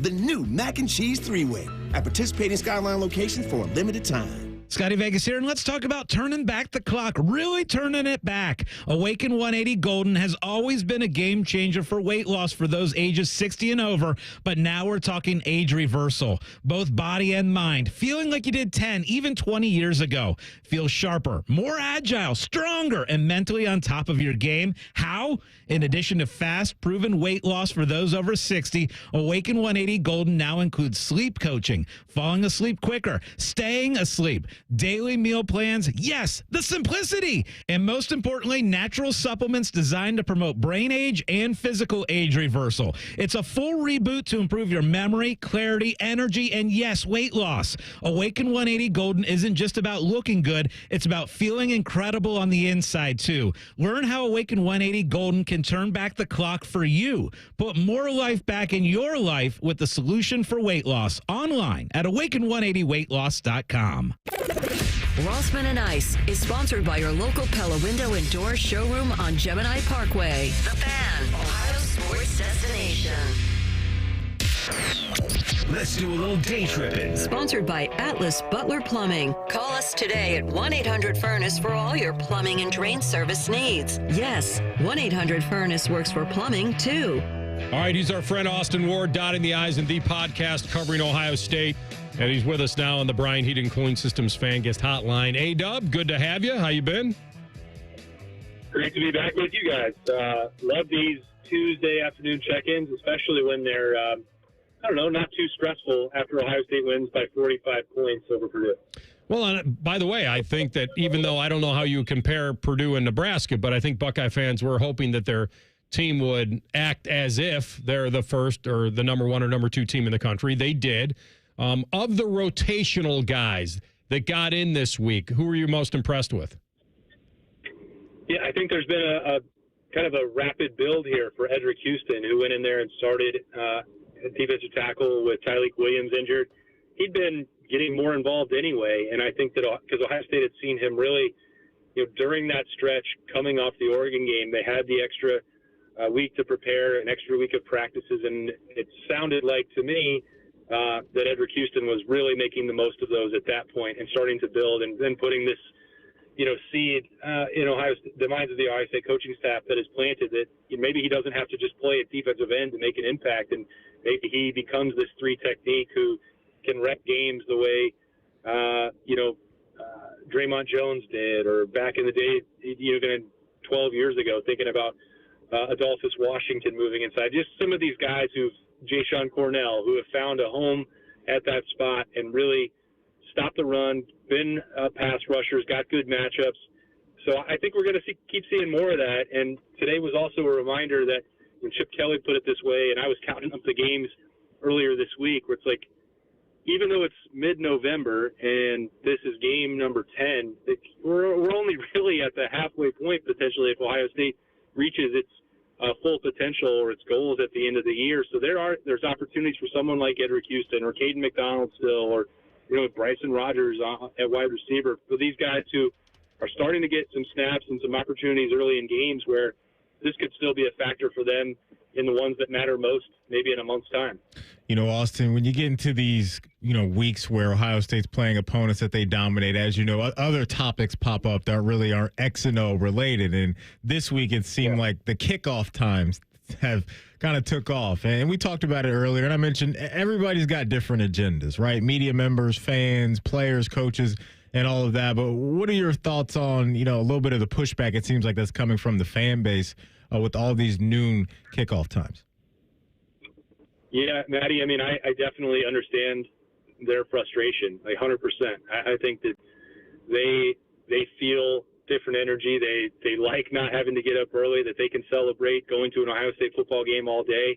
I understand where they're coming from. I think the pushback is not as likely to come from Ohio State as a whole or the football program itself. I think from the routine, from the broadcast deal, financial incentives, from the success they've had there, from the way that Ohio State fans tend to actually get up and bring that juice when there are marquee, opportunities. If that's Penn State or if that's against Michigan, where that time slot has been, pretty widely known to be coming at noon. I don't think that they have felt like they can't get big game atmospheres for earlier kickoff time. So when it comes to establishing that rhythm and playing games at noon, Ohio State's grown very comfortable with that. They appreciate the platform that they get. They draw very well. They've been rewarded by helping drive this for the Big Ten as a whole. And I think if there was, maybe if there was extra incentive that the teams were paying out, I know the ACC has gone through this. It's like, hey, can you reward the teams that you're putting in this time slot? If the fans don't like it, can you make it even more valuable for them to play those games? I think that would be a worthy conversation as well. But, fans, Penn State had the frustration. They were complaining about it for the big noon game against Ohio State a couple weeks ago. I know 6 in a row seems like a lot of strain to put on the Ohio State fan base specifically. But, as I said, inside the program, which are the people that matter, unfortunately, the most, they're the ones playing the game. I don't mean to diminish the importance of fans and having 100,000 folks there, but the folks actually playing those games don't really seem to mind it. Well, if you're Ryan Day, you certainly don't want to play a night game the week before Michigan, right? No. This has been brought up, Anthony, with, well, is it bad for recruiting? Is it more difficult to get in players? And, And the answer for that is sometimes yes, but, you know, Ohio State, Michigan is the prime recruiting weekend. They've never had a problem bringing the juice for that. There was a period a few years ago when in the previous broadcast deal, Ohio State was playing a long string of night games on the road. And every time they were on the road, they were somebody's Super Bowl and it was being played in primetime. Ohio State did not want that. It put a lot more strain on them for the travel. So especially this week, being back home and then preparing with that extra time, even if it's only 7-8 hours, it's a big deal to not be getting back in the middle of the night or early in the morning because of what's looming with Indiana. So Ohio State itself, Ryan Day, the coaching staff, even if there are a few drawbacks to playing every single game at noon, you know, a lot of that is being a burden that is being placed on the fan base much more than it is being felt by the program itself. So they want that time back. And when it even comes to the recruiting, that gives them the rest of Saturday evening or into Sunday morning to talk to those recruits and host them for breakfast or be with them for dinner or spend more time with their families. And that's a trade-off that this program is willing to make pretty much 99 times out of 100. I thought Coach Day today gave us a nice breakdown of, you know, the deep ball. And I think he was asked about, you know, Will and the footwork, and Coach Day really broke down why some of those throws haven't connected. Also, when you look at this offense and where it is now, do you feel like this offense needs more of that to accomplish the ultimate goal this year? Or do you feel like what they've been able to do so far this year, they can still get to the promised land? Yeah, I still really don't feel like that's something that concerns me about Ohio State's offense. I know it's been a good talking point. It came up a lot earlier today in the Woody, and I understand it. To me, it feels like one of those things which we do all the time, which is nitpicking ways that Ohio State could improve. Could Ohio State execute better, stretching the ball down the field and throwing those deep shots? Without question. But it's not as simple as just like an inability for Will Howard to do it because he's got the arm strength to do it. The footwork came up a ton today. Will Howard got into detail about that. Ryan Day talked about that. But you look at the last three that haven't connected, there was, you know, they got a blown coverage that they weren't anticipating on the Carnell throw against Penn State. It was still a fraction away from being completed. It didn't get completed, so you don't get bonus points for being close. But that was an adjustment that didn't have anything to do with arm strength or footwork. Jeremiah Smith on the one before that kind of stopped the route. That was a look with the high safety where Jeremiah talked about it last Wednesday. He didn't think that the ball was going to throw. They still almost completed that. There was a chance for the one on Saturday with Carnell Tate against Purdue where, you know, it was underthrown and everyone can see that with their own eyes, but still could have potentially been caught. And Will Howard said he tried to get too cute with it and he just needs to let that rip and let the receiver run under it. So it's not the same thing every single time. And you can say that that's a good thing or a bad thing, depending on your perspective. But it hasn't been a thing where Ohio State doesn't believe Will Howard can execute it, that he doesn't have the arm strength to execute it, that these receivers can't make the play. So it does feel to me like something that is not holding Ohio State back from reaching its goals, because everything else that is still continuing to happen with Will Howard on short throws, intermediate throws, RPO throws, decision-making throws, you know, using his legs more, all of those are pluses. And you're not going to find a perfect quarterback in every single way. And I'm not trying to justify or minimize the fact that they could get better with that, but I don't think it's going to be something that keeps Ohio State from winning a championship. All right, my man. Great stuff as always. Enjoy Chi-Town. Enjoy Wrigley. And we'll talk to you when you get back. All right. Sounds good. See you guys. Thanks. Thanks, bud. Austin Ward, Dotting the I's, and the podcast on the Bryant Heating Cooling Systems fan guest hotline. When we come back, tell the truth. To wrap it up, Rothman and Ice in the Fan. Common Man has spent the past 18 years telling you how much he hates people. And yes, that probably means you, too. Common Man and T-Bone. Weekdays at 3. The Fan. Hey, it's Bobby Carpenter. Is your business generating over $1 million a year in revenue? If your financial advisory team isn't keeping pace, maybe it's time for a change. Here's Brad Hennebert with Premier Advisors. Thanks, Bobby. Our team integrates financial planning and asset management with business accounting and tax preparation. Business owners have planning needs that are unique. We work with you to design a seamless financial services bundle tailored to your business with monthly or quarterly advisory consultations to help guide you along the way. We don't just keep score of what happened last year. Our team combines expert financial planning and wealth management with top-tier tax services, helping businesses like yours build wealth for you. Call us today at 614-524-4888. That's 614-524-4888. Brad Hennebert is a registered representative offering securities through United Planners Financial Services. Member FINRA SIPC. Advisory services offered through TCP Asset Management LLC. Tax services offered through Premier Tax CPAs. United Planners is not affiliated with TCP Asset Management, Premier Advisors, or Premier Tax CPAs. Welcome to Tire Discounters. Oh, hiya, Phantom. Mike, what's all this I hear about season's free things? Yeah, we're giving away even more than usual this season. Free alignment with any Ford tire purchase isn't seasonal, Mike. It's free every day at Tire Discounters. Sure, but right now, guess what else happens every day? I know that customers can save up to $250 on Michelin tires. Absolutely. Now, guess what else? Mike, I'm a Phantom tire buyer with a secret identity. Please don't toy with me. Okay, here's the deal. Yes? We're doing these drawings. Like a game show. And one lucky customer per day wins all their money back for 4 tires. Spectacular! But why call it season's free things? You know, season's greetings. It's like a play on words. Yes, of course it is. I knew that. It's season's free things at Tire Discounters. One lucky customer per day wins their money back on tires. Everyone saves big on major brands like Continental. And a free alignment and oil change comes with every Ford tire purchase. Football season is here, and we have so much stuff. One station isn't enough. Find even more Pigskin on ESPN Columbus. Set your second preset to AM 1460 or 97.1 FM HD2, or listen on the Fan app. Your home of the Buckeyes, the Fan. The perfect Thanksgiving starts with a Meyer frozen turkey for just 33 cents per pound with M-Perks. Imagine that golden, crispy skin. Ooh, that sounds good. Stick to the script, please. Oh, right. Roasted to perfection with fresh rolls, creamy gravy, and a delicious sweet potato casserole. I love those little marshmallows. Sorry. Bring more good to Thanksgiving with a Meyer frozen turkey for 33 cents per pound with M-Perks. That is a good deal. Limit 1. Exclusions apply. Discount automatically applied when you enter your M-Perks ID. See all deals in store or on the Meyer app. Hey, it's Anthony. Do more with your money at Tel-Ohio Credit Union. If you know Tel-Ohio Choice Checking, you know all the perks that come with your account. Cash in your benefits by setting up an account today. Find out more at telohio.org. Certain restrictions apply. Tel-Ohio is open to all in Central and Southwestern Ohio. Federally insured by NCUA. If your air conditioning or furnace stops working in the middle of the night, on a weekend, or over a holiday, there's no reason to wait to get it fixed. For 100 years, Atlas Butler has been here for your family.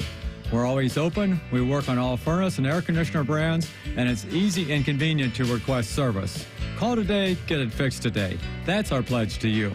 Atlas Butler is at your service. Call 1-800-FURNACE. Hey, football fans, are you ready to score big this NFL season? Anthony Rothman here to tell you that Bud Light and 97.1 The Fan have teamed up for the ultimate football face-off. Join us each week for football face-off events and your chance to win a trip to Vegas, where you'll compete for the grand prize, a trip for 2 to New Orleans for the Super Bowl. Drink Bud Light, enjoy the games, and take your shot at football glory. This week, join me on Friday night at Brothers Bar and Grill in the Arena District. I'll be there 5 to 7 p.m. getting ready for the Jackets, and I'll give you a shot at going to the Super Bowl. This is Ryan Krieger, and at Krieger Ford, we know life's busy. Let us handle your car care. Enjoy our convenient pickup and delivery service, or have our technicians come to you with our mobile service van. It's fast, easy, and hassle-free. Schedule your appointment today, only at KriegerFord.com. All your favorite fan shows are available when you want them. Head to 971thefan.com and hit that subscribe button. The Fan, Ohio sports destination. Tell the truth with Rothman and Ice. Sponsored by Twin Peaks, home of the 29-degree draft beer. All right, CB, take us home. Sorry, we were discussing the final episode of The Penguin during the break. And Maddie and I let were... us in on it a little bit. No, of course we're not going to let you in on it. It's too fresh. It's too new. There are a lot of people that want to jump in on it. There's no way... I don't feel bad for those people. Like, come on. I do. Watch the dang show. Bo and Reeser did a Yellowstone review today. It just happened the other day. I don't think... Listen, here's my what vote I'll is say. we don't. Here's what I'll say. 'Cause I'm talking about it. I don't care. I'm talking about it. Here's what I'll say. The ending was absolutely incredible. The setup for the Batman 2 was really, really good. Okay. And I'm just going to say I'm happy our girl Sophia survived, or my girl. She survived. And so what I think we're going to get is her half-sister, the Catwoman, coming to break her out of Arkham, and that's going to be awesome. There you go. Well, you gave a little more away than I would have. Fine. But you can be bad at me. Tweet at Colin Behringer 97. Exactly. No, it was really good. There was one. The final episode was very good. It was very awesome. intense. It was good. I felt like there was one part that was a little too unrealistic for me. And then when they had him, and you never really have him, but when they had him, I thought there's no way that could happen. Especially the way after it did. a bottle to the gut. How's that feel? Yes. So there's a little part of that. And start to finish, though, they did a great job. Absolutely. They really did. They did. You really don't need to get too deep into it. I don't know the name of this person, so I'm just going off of memory from hearing you say it, Matty Ice. But really, all that matters is, were you satisfied with the ending of, is it Sofia Falcone? Or Sofia Gigante, as it changed. Gigante. Yes. I'm happy because there's more to come, and I think she'll be in the next Batman movie. I'm excited about it. Because the signal is now in the sky, AR. She was a star in this. There's no question about it. I felt so good that I was on the right team because Oz is just a horrible human being. I've been on. You asked me about that early on, Team and I was completely. I wasn't really on her team. I certainly wasn't on his. Like there was no way. I kept wanting him to catch something. Oh my gosh! And that's the deal. But that's why he is the Penguin. He's slippery. He needs to get bodied. There you go.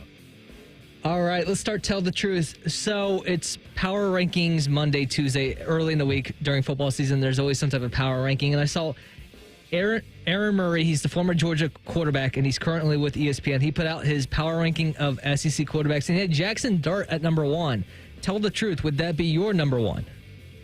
He was my number 1 before the season. Picked him to win the Heisman. I don't think he's going to do that. There are a lot of things to like about him. Yeah, he's nice. And especially his efficiency, his ability to come back from adversity. He kind of came off the mat. I thought he improved a lot going into this year because he had come off a big season at Ole Miss. I think the first 11-win season in program history. Is he the best, though? You said the best in the SEC? He had him at number 1. That means over Quinn. That means over Jalen. I see the vision. It's there. Is he the tallest of all of them?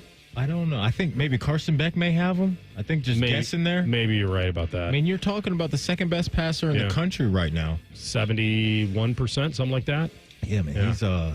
I think he has, 3 or 4 picks? He's been incredibly efficient. He reminds me a lot of Jaden Daniels. I will say without the running. Or all the running. I will say this.